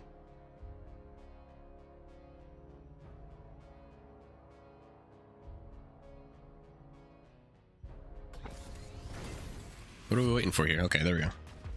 I say, I haven't heard like any player actions for the last like 20 seconds. All right, let's keep an eye on these flanks. The right side flank is kind of disgusting. And yeah, these Mustangs ran up. They ran up too far. Yeah. That's gonna hurt. It may not be a high damaging round this round, but like formation wise and composition wise, I think blue's doing very good.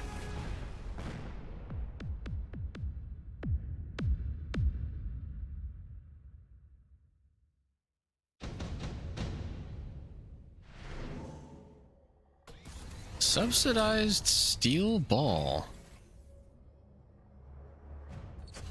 brings the cost down to 250. Does that come with does that come with a debuff or no? No, they're just cheaper. And against Vulcan too.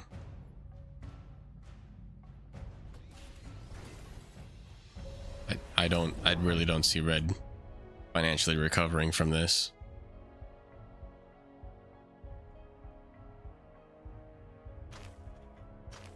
Is there a chance that does 649? Is there a chance that this tarantula dies? We'll see. They've given up on this flank, which is fair. Red's got a bit more money. I don't see any additional steel balls getting purchased, but they've got the specialist.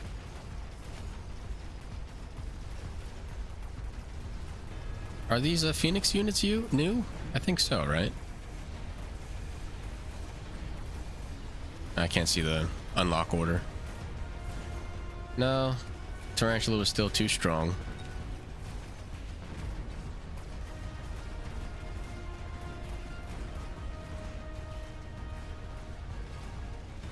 Without this tower getting taken out. Okay.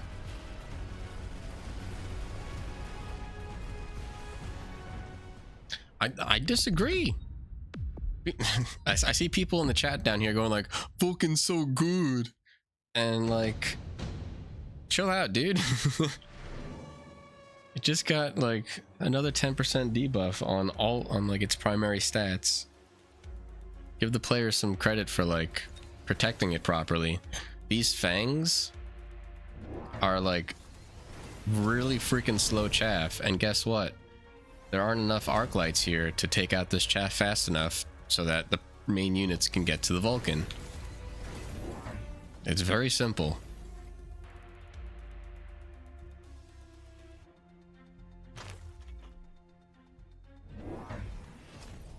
I think they should give up on this. This flank lost last round, and it's going to lose every round after. So they really do need to sell. I don't know what was just sold. Something was.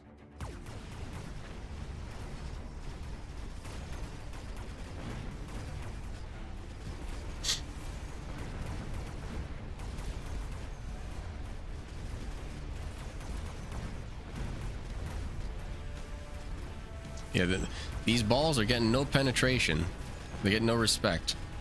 They get no respect.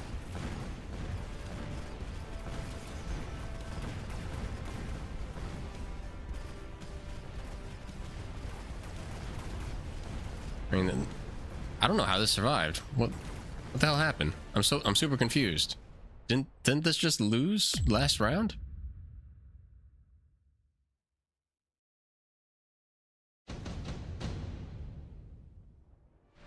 Oh, I see. The marksman, the elite marksman upgrade helped it. All right. I don't know if it's going to be enough to take out a rank 2 tarantula.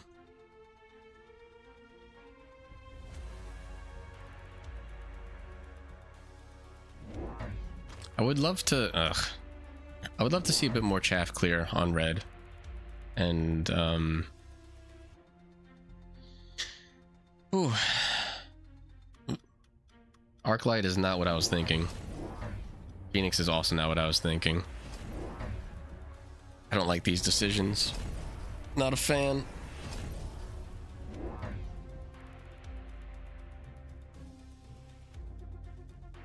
I think this is cute. I like this. That'll help red a bit.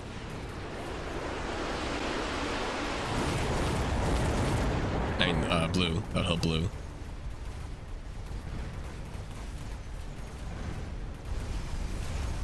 I want to see this interaction a bit more, because this Vulcan is getting very little pressure. If they can just break through with better chaff clear, they would be in such better shape.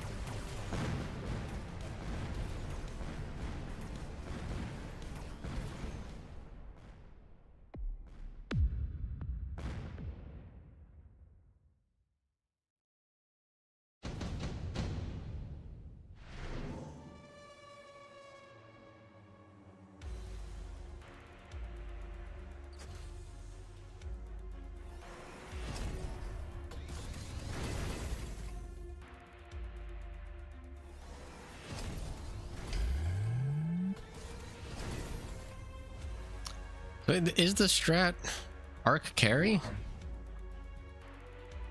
I'd be surprised if it is.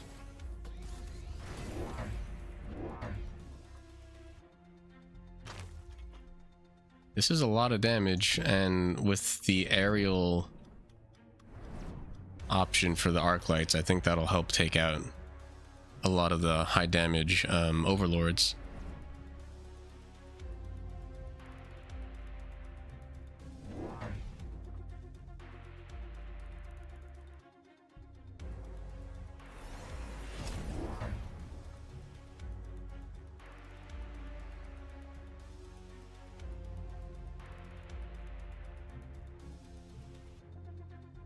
I mean, this is crazy. This arc light.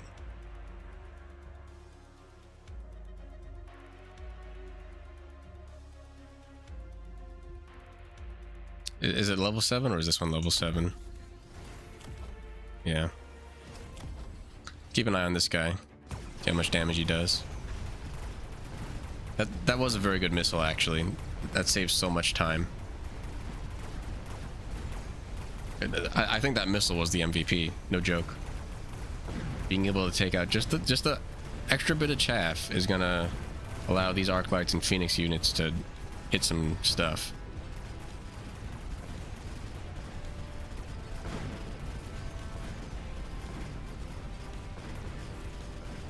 I mean, it's not gonna be enough. They're gonna lose like hell. But they finally were able to take out this Vulcan a little bit faster.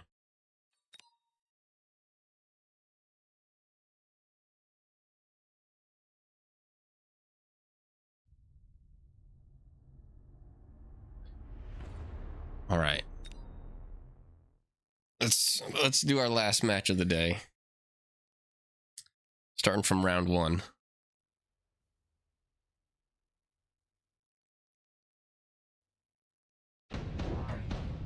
Yeah, I think that was really, like, not played well by Blue. There were a lot of odd decisions.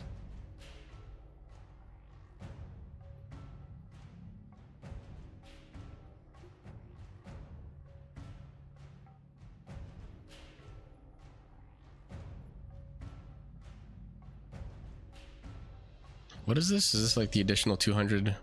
No, just additional 50, and they go for backline Rhino. You know, that's fine. Is already a bet on themselves or no? Bro, it's round 1. What's going on? What'd I miss? Is everybody freaking fortune tellers or something? What's going on?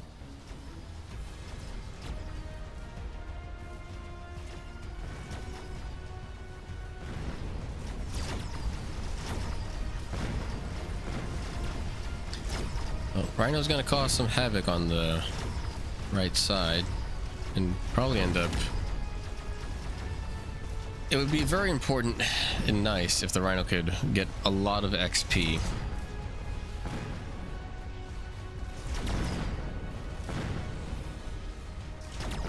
A third isn't bad.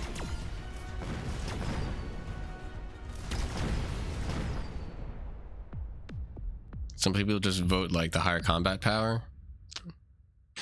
Yeah, I mean, that's fair. It's really like a gamble more than anything else. Is the haste module gonna go on the... Yeah, throw it on that Rhino. Get the speed upgrade. You got long range units anyway. It's not a big deal. You're not in high danger yet. Don't know how I feel about that beacon though. Spent how much on the beacon? Like $100? I don't know. Is anybody attracted? I don't think so. I think this Rhino's going to be in the clear. And crawlers, let's see where they go.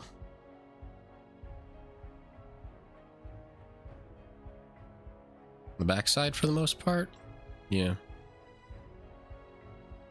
And what's the total speed now? 21? This increases it by 5 or 3? By 5. Alright.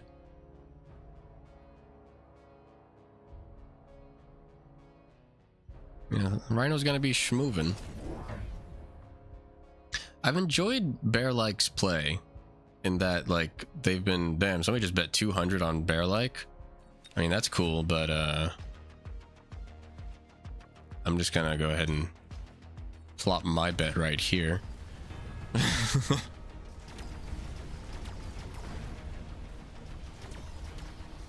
I'll take the odds.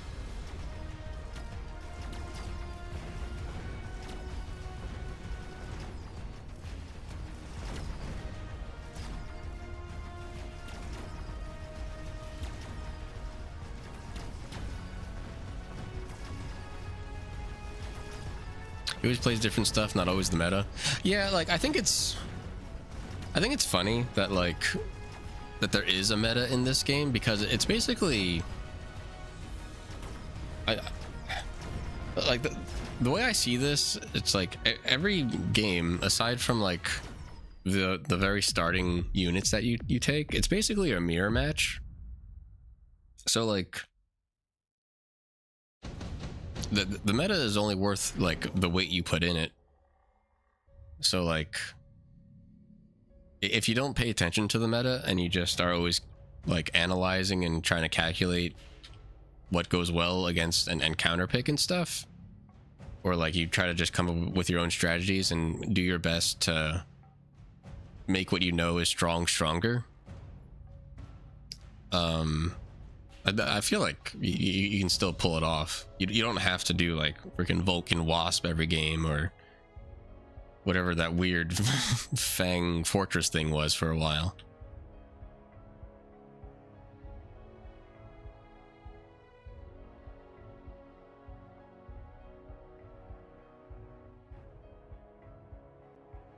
We're taking 3 Sabertooths, which are also placed very well. I mean, my tickets are on Odyssey. My ticket is on Odyssey, but I think it's funny that not a whole lot of protection is going in against this Rhino. And it doesn't even have any tech yet.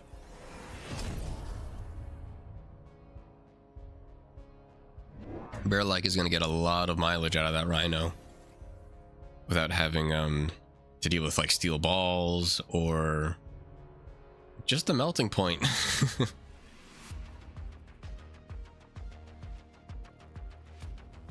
Melting point with some range would probably take care of that Rhino and a lot of other threats that Bear-Like has. I don't know what's with I'm not usually like this. I don't harp on things very often, but like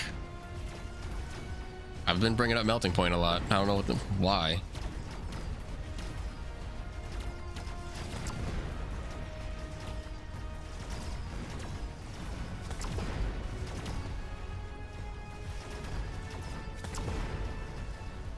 Scorpion's putting in some work. Unfortunately, this Rhino got... Bro, this Rhino has gone off course. Super distracted. Is the tower going to be in time? Well, it's going to allow the Rhino to tank one hit of the Scorpion. Jesus Christ. But ultimately, the Scorpion wins it. Okay. Well, we won a round, boys. We got one round.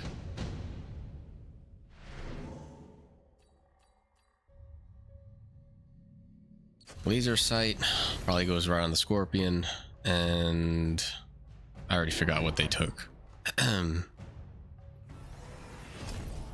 Subsidized marksman, or maybe that was what? Oh, they're going assault marksman.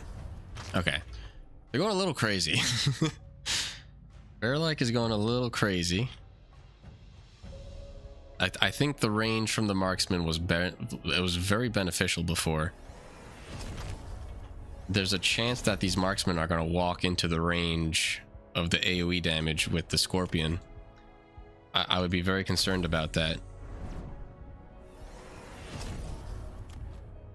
It's 110, which is about the... It's very close. to these other tanks.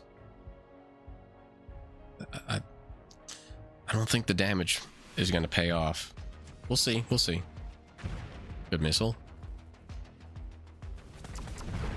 Got a flank over here of assault marksman when that thing's dead. Yeah, that's not surprising. This Scorpion's dead. This one might help out though. Boink.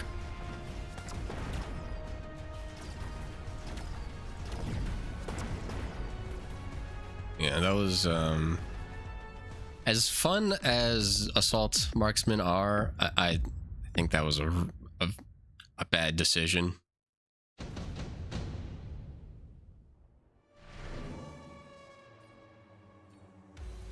Basically removed all of the backline damage and targets.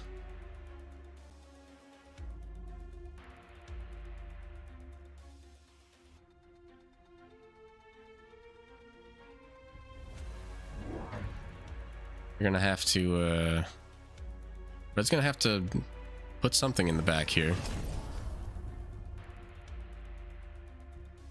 Additional fangs will do something, maybe? I don't know how much. Damn, bro. What is this dude doing? Huh. I mean, they're spending cash. Can't deny them that. They're spending it. They sold the Rhino. Anybody got the haste? Oh my god, this dude got the haste.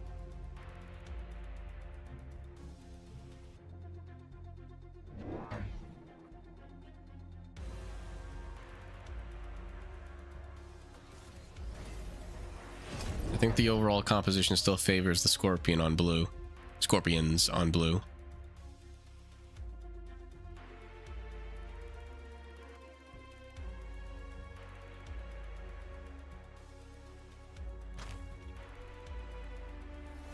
How many do they have? 1, 2, 3 Scorpions, 4 Scorpions.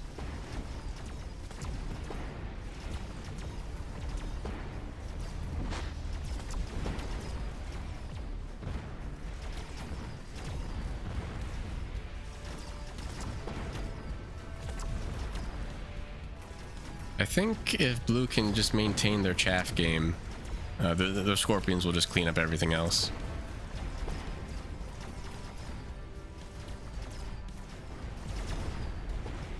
I just saw a message in the chat. What's the best way to deal with Scorpions, really? I mean, a lot of fast-moving chaff is good. Funnily enough, fast-moving chaff with the Rhino would also continue to work.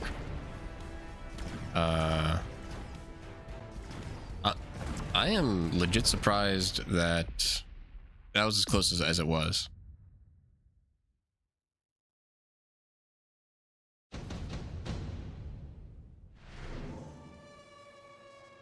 Chaff and Overlords is also fair, yeah.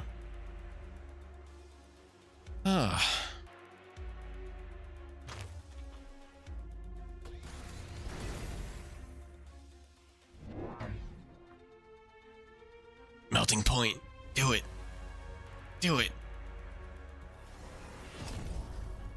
Do it. No, I really don't know what they're gonna go. Probably like Wraith. There's enough tanks on Red. Oh, I don't like that. That it's over. I concede. I'm really not a fan of Typhoon.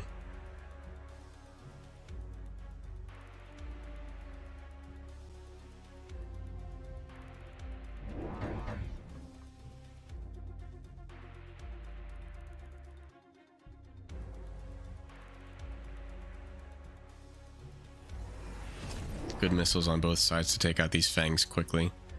So the chaff is going to be taken out. And did they just buy 3 Stormcallers?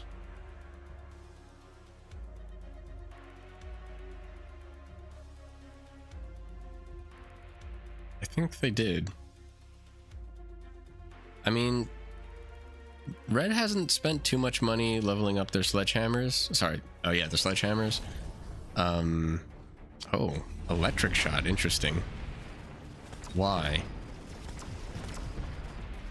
What are you trying to stop with that?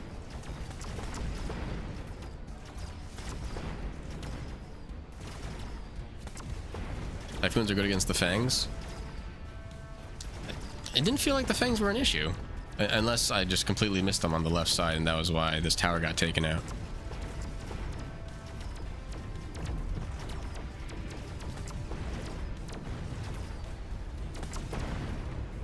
Degen putting in work, that's for sure.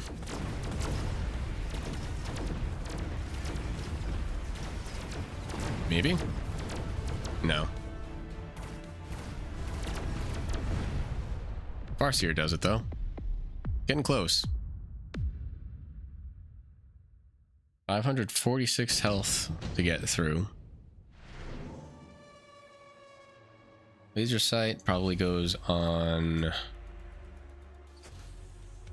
one of the Typhoons, right? Goes on the Farseer. You know what? That's fine. Go ahead and upgrade that. I generally think Farseer is very good. And then with additional health, that should be pretty good. Did they just sell? I missed it. Something was here. I think it was what's it called? Sabertooth. Marksman get the marksman upgrade.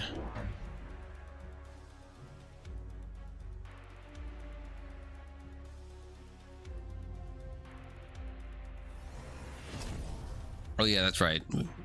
That's a good point. The Fang spawn with the shields. I forgot. Typhoon does help with removing that.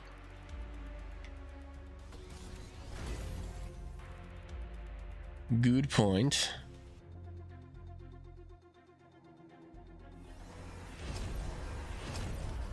Okay, any crazy flank stuff going on? New one over there. Other than that, everything's looking pretty safe.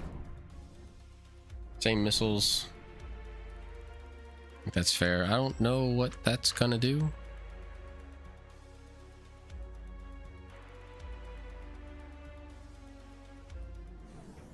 Else, did they take fire here? No.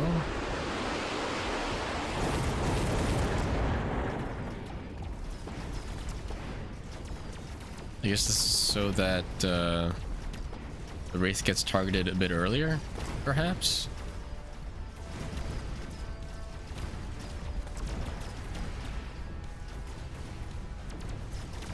Putting in work. Farseer.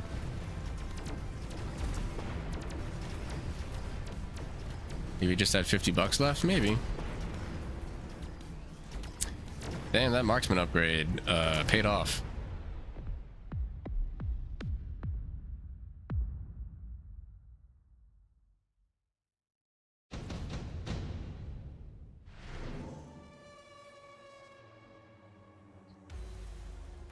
So what do you do to stop the assault marksman? What do you do? Think Fangs with shield?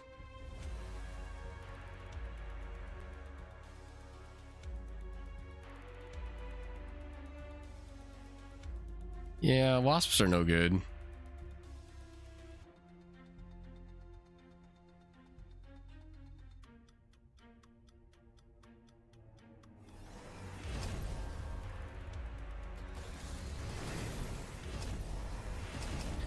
You definitely need long range. You know what? That's fine. I wasn't gonna say it because I've been saying it all freaking day. I think that's a horrible place for this melting point. We'll see if it works out. I think he sold one of them, which is fine. I honestly think that this melting point, with that oil staying where it is gonna take out this Wraith, and then the degen beam goes away. That saves some of these storm callers.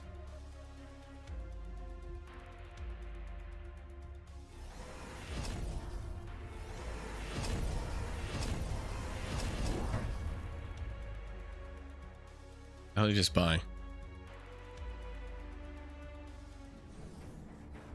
All right, let's see what happens.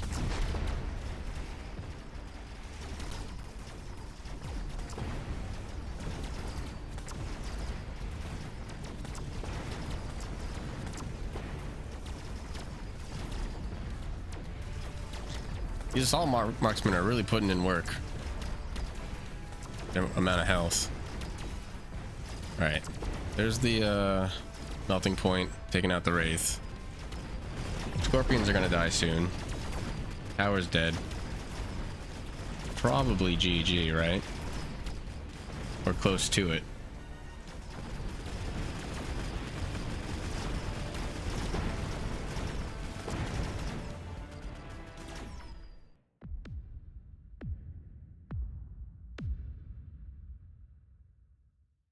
We're getting there. We're getting there.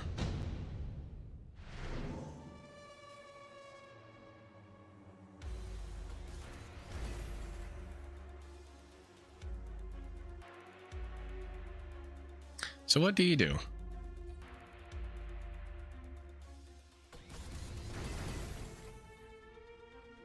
The weak chaff is dying very quickly. I think it's too late to make any actual meaningful adjustment. It's just a matter if red doesn't upgrade things properly at this point.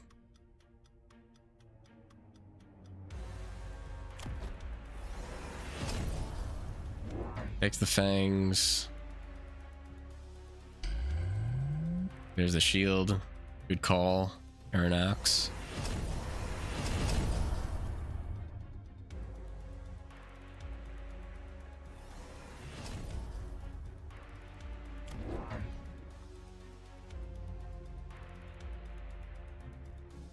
I mean, doesn't really save that much time though.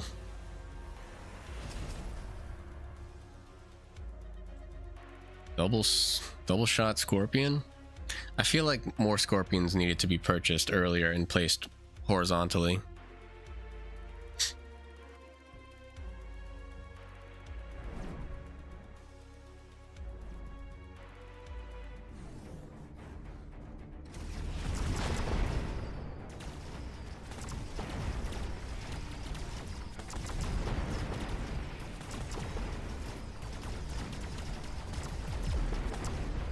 And you know what? I really don't think the Stormcallers have been paying off.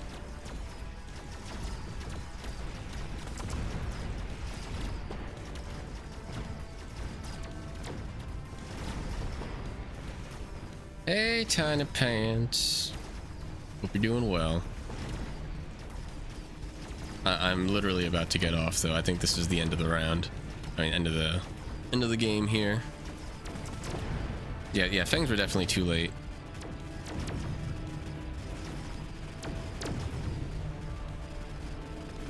So, like, the reason the fangs did, like, nearly nothing is because there were just too many marksmen.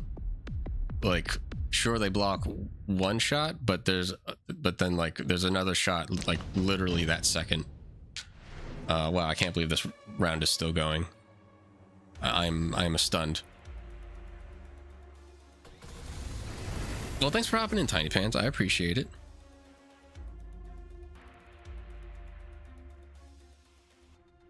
Yeah, they've got all the anti-air missiles. Very nice Friday afternoon stream. Yeah, I've had a good time.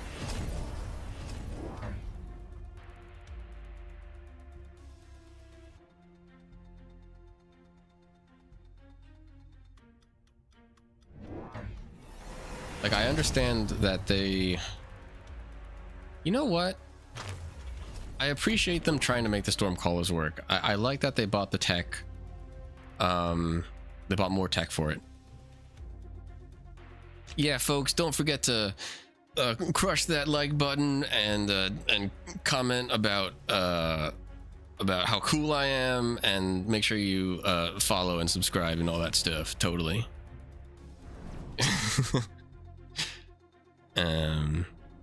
God, there's so many anti-missile turrets out there. It's so funny.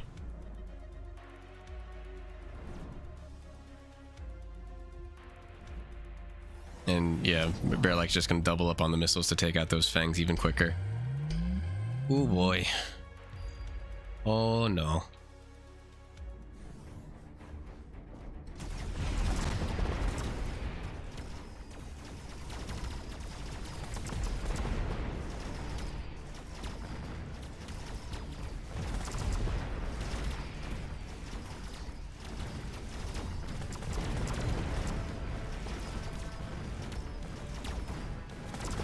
Yeah, blue isn't really making any headway. The fire helped with like some of the what's it called? With some of the Mustangs, but ultimately it was just too little, too late. I think there was a very big commitment to what's it called? To the Stormcallers. Ouch. That's a hard loss for Odyssey, I think. I would definitely get up and I need to take like a 2-hour walk on a mountain and make sure I don't go near any cliffs after that type of game. That's fun though.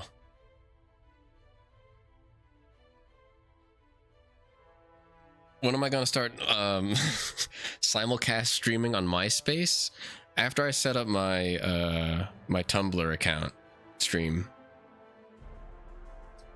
And then I don't know, I'll have to like get LimeWire up and running again too. But yeah, anyway, fun times today. Thanks everybody for hopping into the streams and chatting and all that stuff. It was very enjoyable. I'll be back sometime. I don't know what my weekend plans are exactly. There might be a weekend stream, but most likely the latest you'll see me is like Monday. So yeah, thanks again everybody for hanging out, and I'll see you next time. Have a good one. Bye. I don't even think I have an ending splash screen. Let me see. I don't think I do. No, I only have this scene. I'll try to make my stream a little bit nicer too. This was an experiment using a different streaming software. So yeah, catch everyone later. Have a good one.